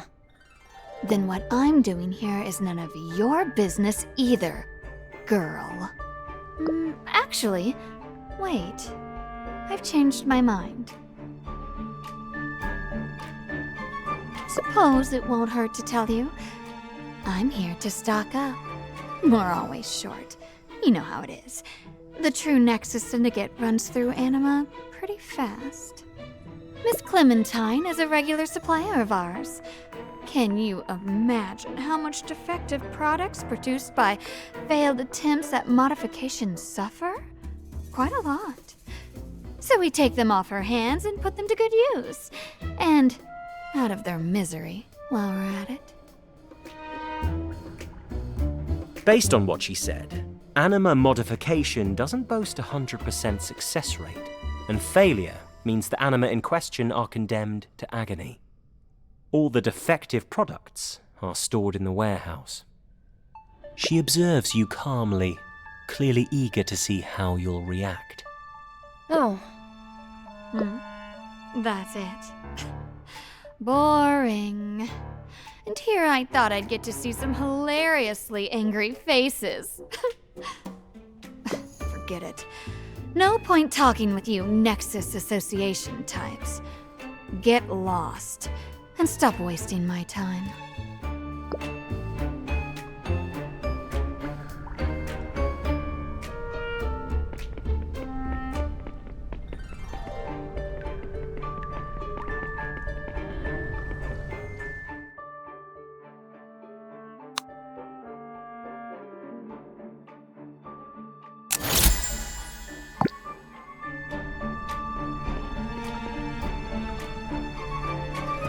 Why, hello there. I am Mr. Eyes. Mr. Eyes. We've heard that name before. It appears as though he has struck a deal with the two fellows at the warehouse behind Clementine's back. I didn't expect to run into a personage as illustrious as the professor here. Oh, and Miss Valen as well. Oh no, he knows my name.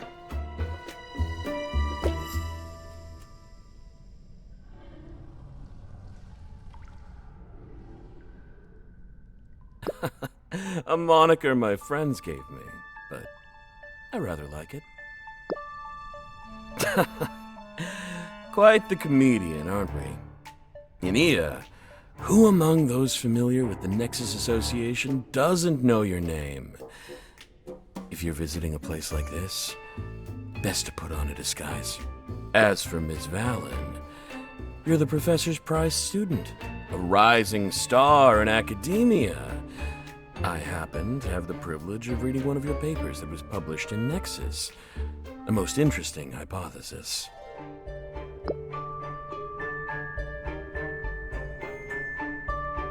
I'm not one for lying, Professor. Especially to you.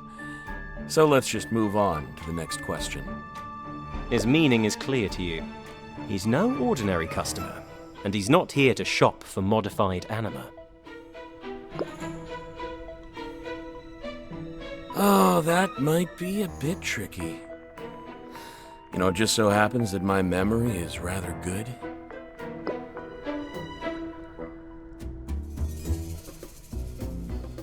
Oh, now that's no good. Still, you can shelve that threatening tone. When it comes to friends I value, I'm always quite candid. Are you curious about my business with those two? Frankly, it's something you could easily pry out of those two idiots yourself. But it'd be a lot of hassle for you, so better I explain. Hanson and Rummy are responsible for guarding the modified anima.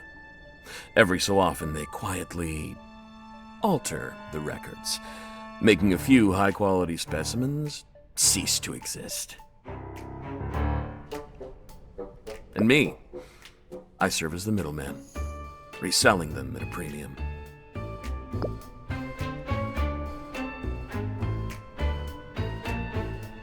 Where there's demand, there's supply.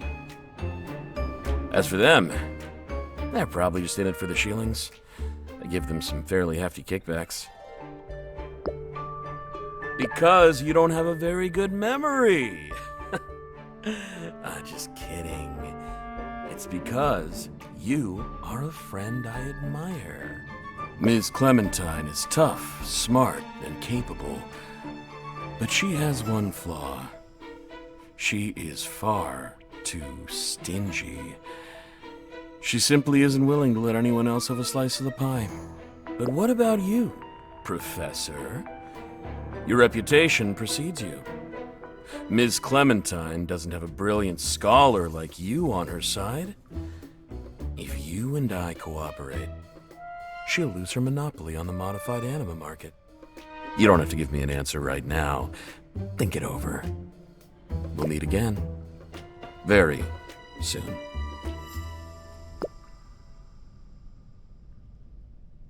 Ugh, what a weirdo. Hard to tell how much of what he said is true. People like him thrive on playing games with information gaps. Ugh, still, it's something to work with.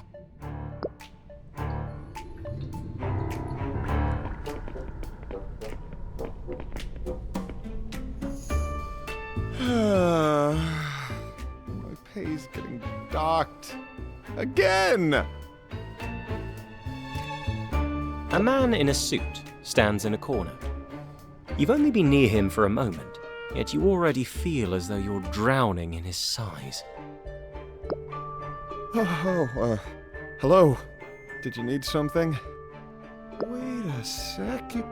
You're that scholar with the masters? Heracrates.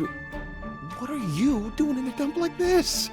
Aren't you from the Nexus Association?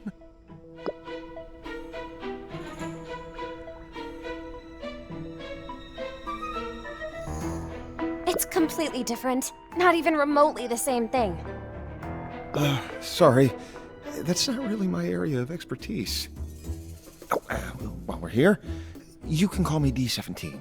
Here, my card. You accept the small, thin piece of paper. Printed on it, in a wide, bold font, are the words, Manager of the Human Resources Efficiency Optimization Department, D17. His contact information is listed on the back in a smaller font.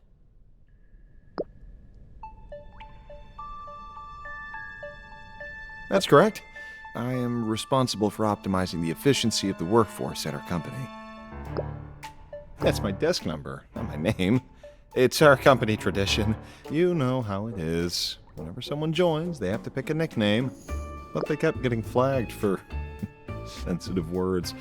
Management eventually got fed up with people changing them all the time and had everyone use their desk numbers. Gotta say, though, it makes a great alias for places like this.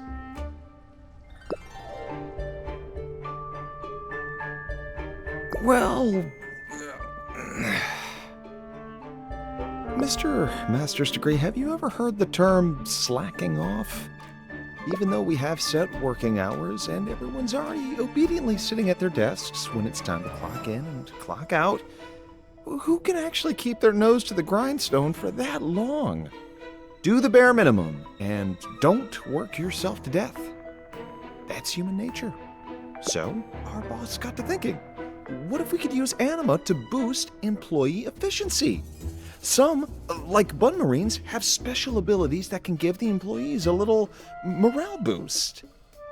The anima give the workforce a morale boost. Everyone's fired up, working hard to make money for the boss. As for me, I'm responsible for procuring the anima. It used to be I could just head out, bond a few. But you know how it is. Boss still wasn't happy. Each Bun Marine can only inspire one employee. You know how many of them I'd have to keep? Have you done the math? So, nothing for it but to buy modified anima. If their aspect energy is boosted enough, one Bun Marine is enough for an entire department. Didn't expect modified anima to be in such high demand, though. I wonder when they'll finally get to my order.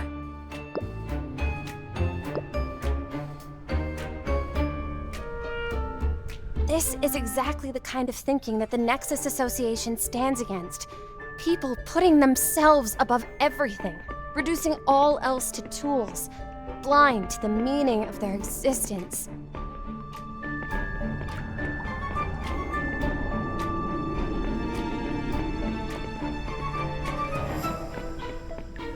Sorry. Even if you're our customers, this area's not open to the public. Just a bunch of junk inside anyway. Nothing you'd want to see. Please return to the exhibition hall. So you do know. But these anima have already all been reserved, yeah? Don't worry your pretty little head about it. Probably orders from on high. Who would have thunk it? The Syndicate even managed to rope in some association people. Come on in.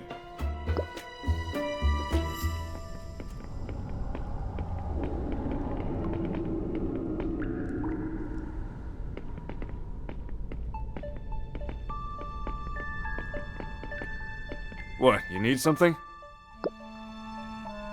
Huh? It's all for the True Nexus Syndicate, right? Surely your own people know more about it than I do. The Syndicate. You want to know when the success rate will go up, yeah? I don't understand any of that stuff, and I don't care. Go ask the boss about it. Excuse me, but outsiders are not allowed inside. Huh? What's going on? You aren't the Syndicate's people? Shut up. My dear valued customers, shall we talk? Somewhere more suitable, of course. A quick word, if you will. Let's get straight to the point. What are you after? Ms. Valen of the Nexus Association and this lady posing as the professor.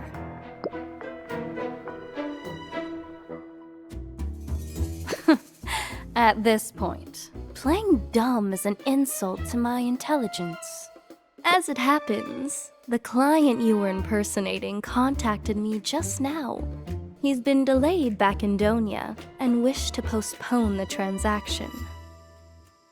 And wouldn't you know it, aside from you, a professor who's gone over to the dark side and gotten mixed up in anima modification. There's also a Professor Hero at the hall who happens to be running himself ragged trying to rescue anima. He doesn't seem the sort who'd have the time or inclination to set foot in a place like this. So yes, how very, very, very unfortunate. But for me, the timing couldn't have been better. It just so happened that you hadn't left yet. Fine. If you really don't wish to talk, so be it. Let's try a different approach. You infiltrated this place to investigate me, which implies that your interests conflict with my business. Ms. Valen here is with the Nexus Association and finds my line of work distasteful. That I understand.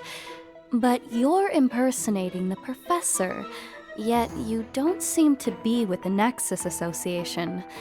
Frankly, I'm confused. Still, this is hardly the stage where someone has to die, right? I'm a businesswoman. Everything's negotiable. Let's talk. Perhaps so. But the look on this young lady beside you suggests otherwise. Come on, this is a chance for both of you. Full candor, no secrets. Ask, and I'll answer with complete honesty. How can you justify a shady racket like modifying anima? A shady racket. I hardly consider this business to be disreputable. Fascinating.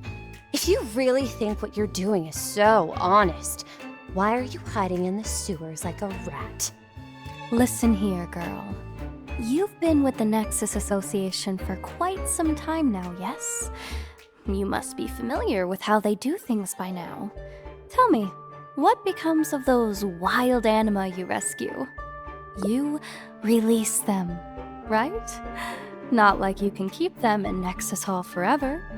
Release them right back out into the wild, where it's dangerous, where they'll get hurt, and end up right back in your care. What kind of cycle is that? Just last week, a VIP client brought home a modified Vulberry. That little creature is now living far better than most people, yet not long before, the poor thing was pitifully wandering about town, waiting for a bond that would never come. Who could have imagined such a change? And that marshal bird, the one you saw earlier, it's about to embark on a glorious championship run. Everyone in town will remember how the winner of this year's qualifiers had a proud and strong Anima by their side. So, say what you will, but as I see it, my shady racket provides a safe haven and a bright future for stray Anima who have been contaminated, injured, or abandoned.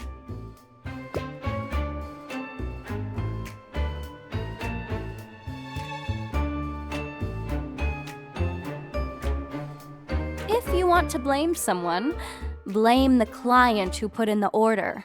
He set the terms. I'm just a merchant. I don't have the luxury of making the moral choice. Oh, and here's where it gets interesting. The scholar who placed the order for it is trying to find a cure for the aspect allergies that plague so many people. Is it not noble to sacrifice for the advancement of medicine and humanity? Do you think I want those side effects? That I somehow want sickly Anima? Of course I want my merchandise healthy and in the best of shape, so that every client can walk away satisfied. I have invested a massive amount of capital into researching and improving modification technology. I dump everything back into development. Not a shilling goes into my own pockets. I'm trying to solve these problems. But it's not like we can stop eating just because we might choke, now can we? Research needs money. That's the foundation of business, of progress. They return to the aspects. Doesn't take long for aspect energy to remold them and return them to the land of the living. Compared to a cycle of suffering, this counts as mercy. But of course, everything comes down to money in the end. Is that so wrong? Ms. Valen, you of all people should know this.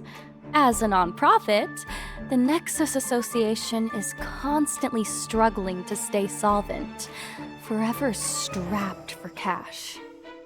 You keep going on about loving and helping Anima, but don't you spend most of your time begging the public for money, or on those side businesses you're just forced to run? Oh, you know what? You've even taken money from me. I've donated to your organization's public fundraising campaigns a fair few times. So don't say I'm shady. The only difference between the Nexus Association and me is our methods, how we do things. Pure sophistry. Come on, girl. Open your mind. Sure, the Nexus Association does good, but don't assume you're the only ones who do good. Take the Syndicate. Why do you think they're taking away contaminated Anima? It's to help your Nexus Association. Excuse me, what? Do you think the Syndicate enjoys seeing Anima tainted by illusion running around any more than you do? Of course not. They're also looking for a way to resolve the crisis. Through our cooperation, I dare say that when it comes to aspect sundering research, the Syndicate and I are way ahead of your people. You put Anima life on too high a pedestal. You care about theories, frameworks, ideals. But we're not the same. We're after results, and we don't care how we get them. When all is said and done, whose approach actually benefits this town more? Or maybe we could put it this way. Who's really protecting Anima over the long run? Is it you, Association people? Or is it despicable little me and the true Nexus Syndicate?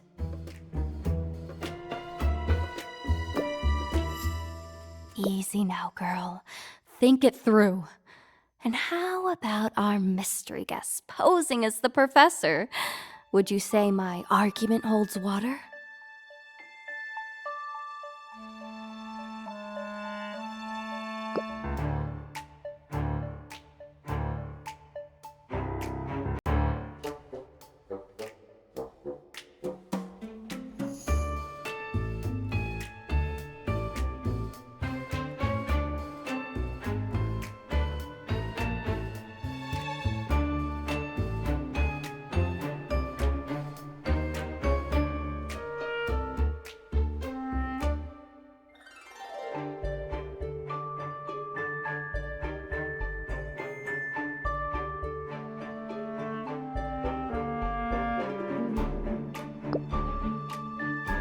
Why are you trying so hard to convince us? What's your angle?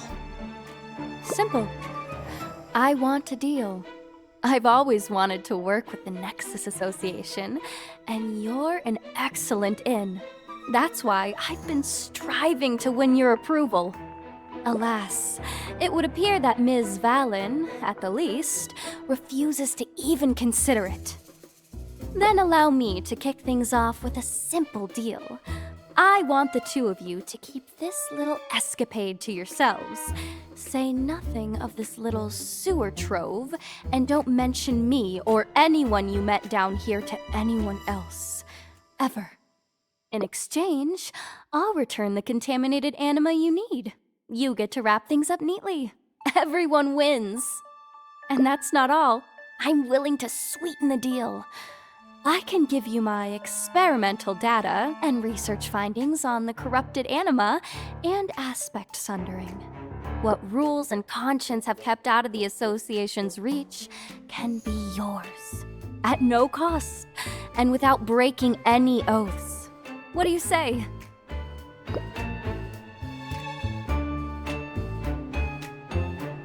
You kidding? Absolutely not! Fine. Spares me the trouble of talking. This wasn't what I wanted, but you leave me no choice.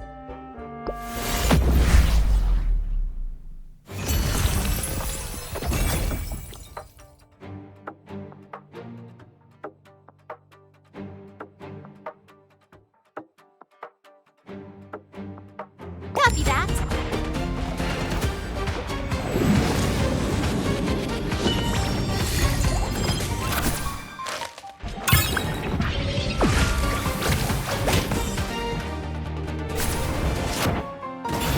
Not getting away.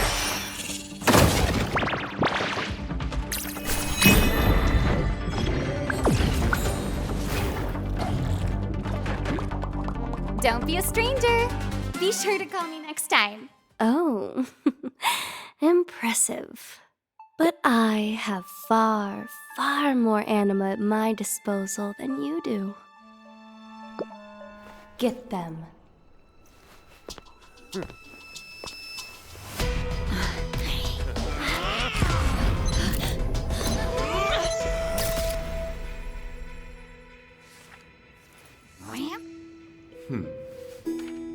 Remember, smile for the camera.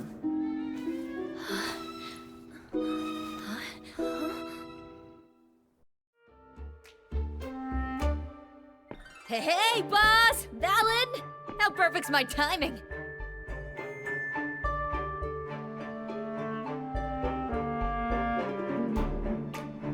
Lydia is quite the diligent student. There she was, huffing and puffing, gesturing wildly, tugging my sleeve as she gamely dragged me out the door. No, stop it, Professor, please, I'm begging you. You give the photos you took to Herocrates. Looking at it through the lens of aspect theory, anima modification is certainly a promising line of research. But the methods used here are far too extreme.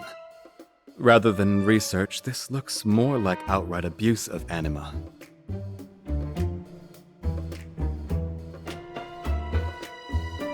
Rest assured, with this evidence, they'll face the judgment and punishment they deserve.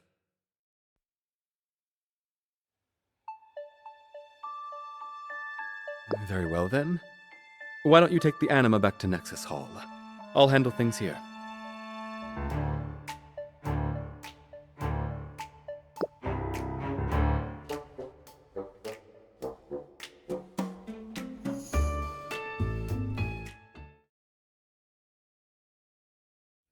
The Nexus Association would like to thank you for your contribution.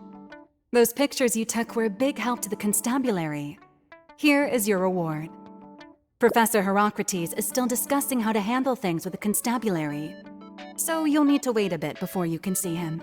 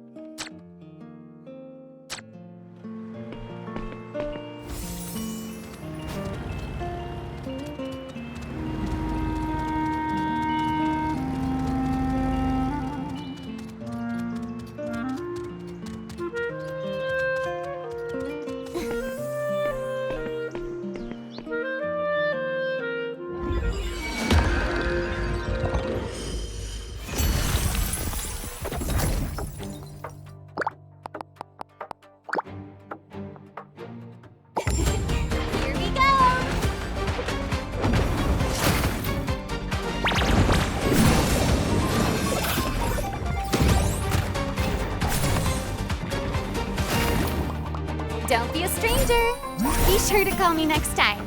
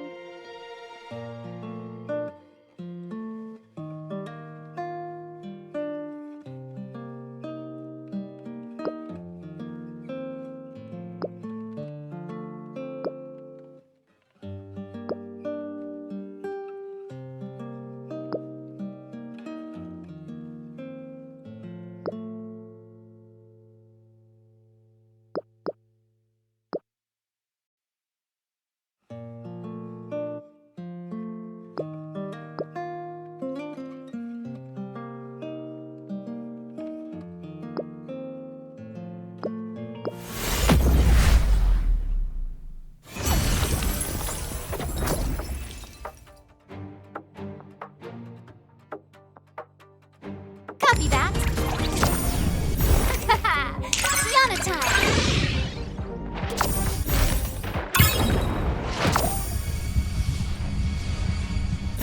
You're not getting away.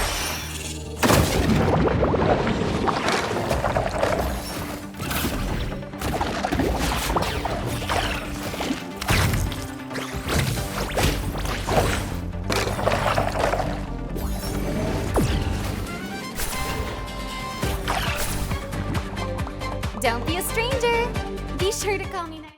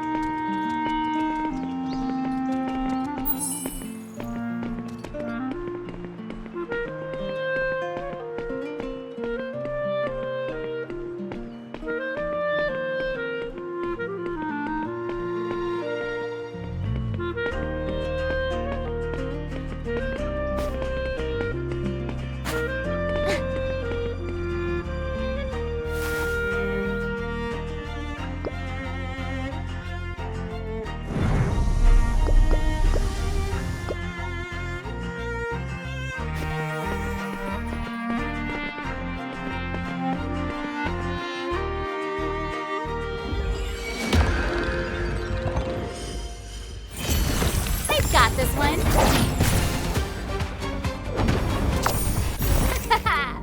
Yana time.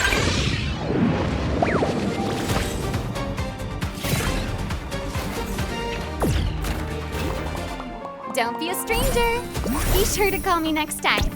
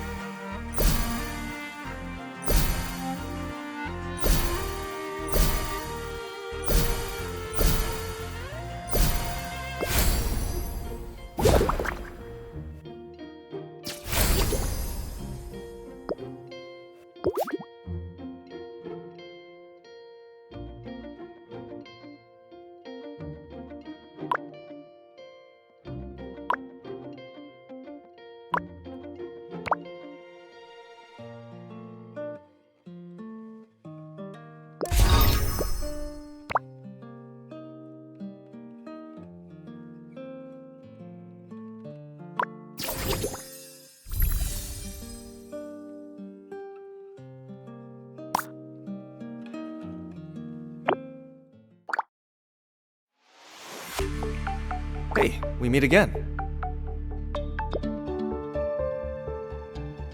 Yeah, okay.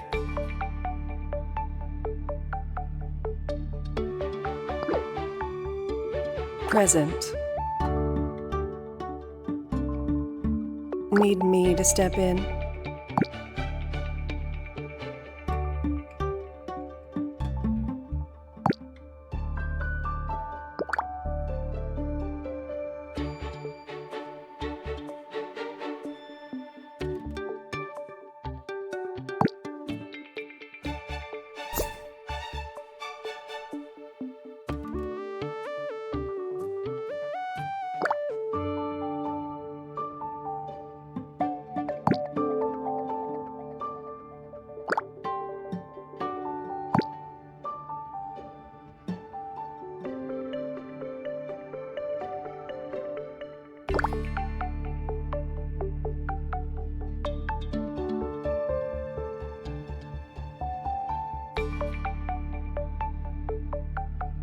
We must live on.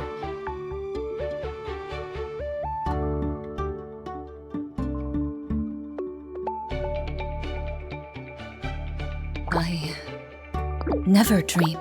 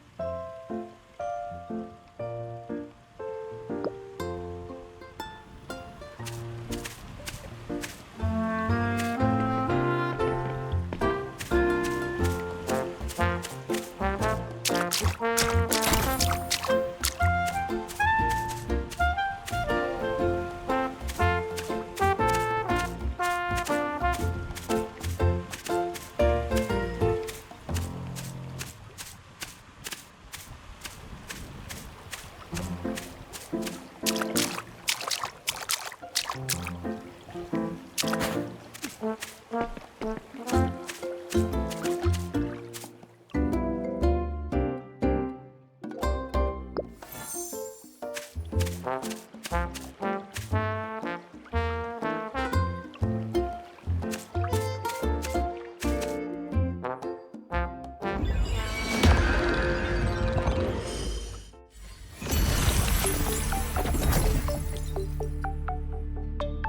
got guts.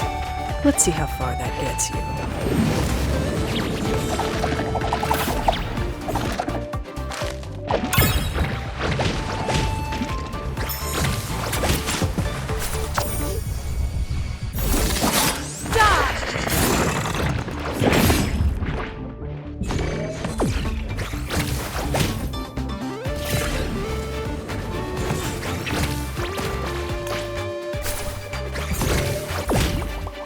This is what happens when you break the rules.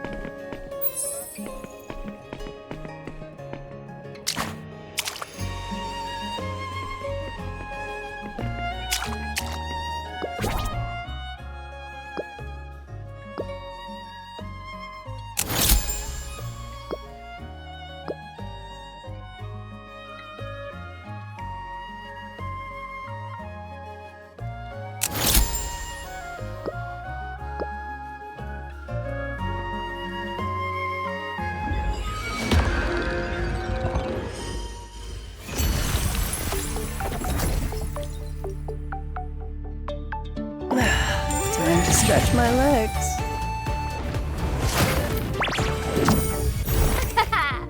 Yana time!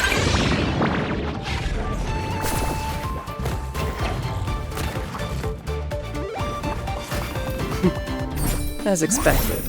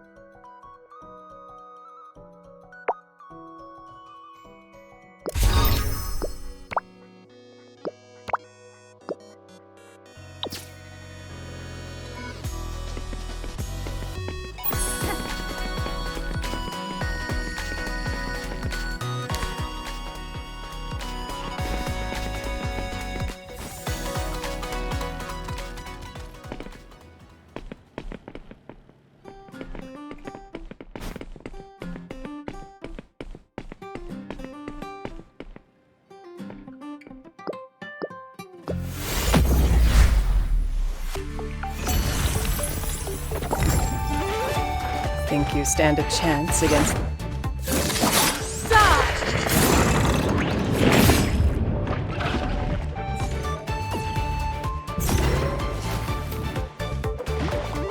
This is what happens when you break the rules.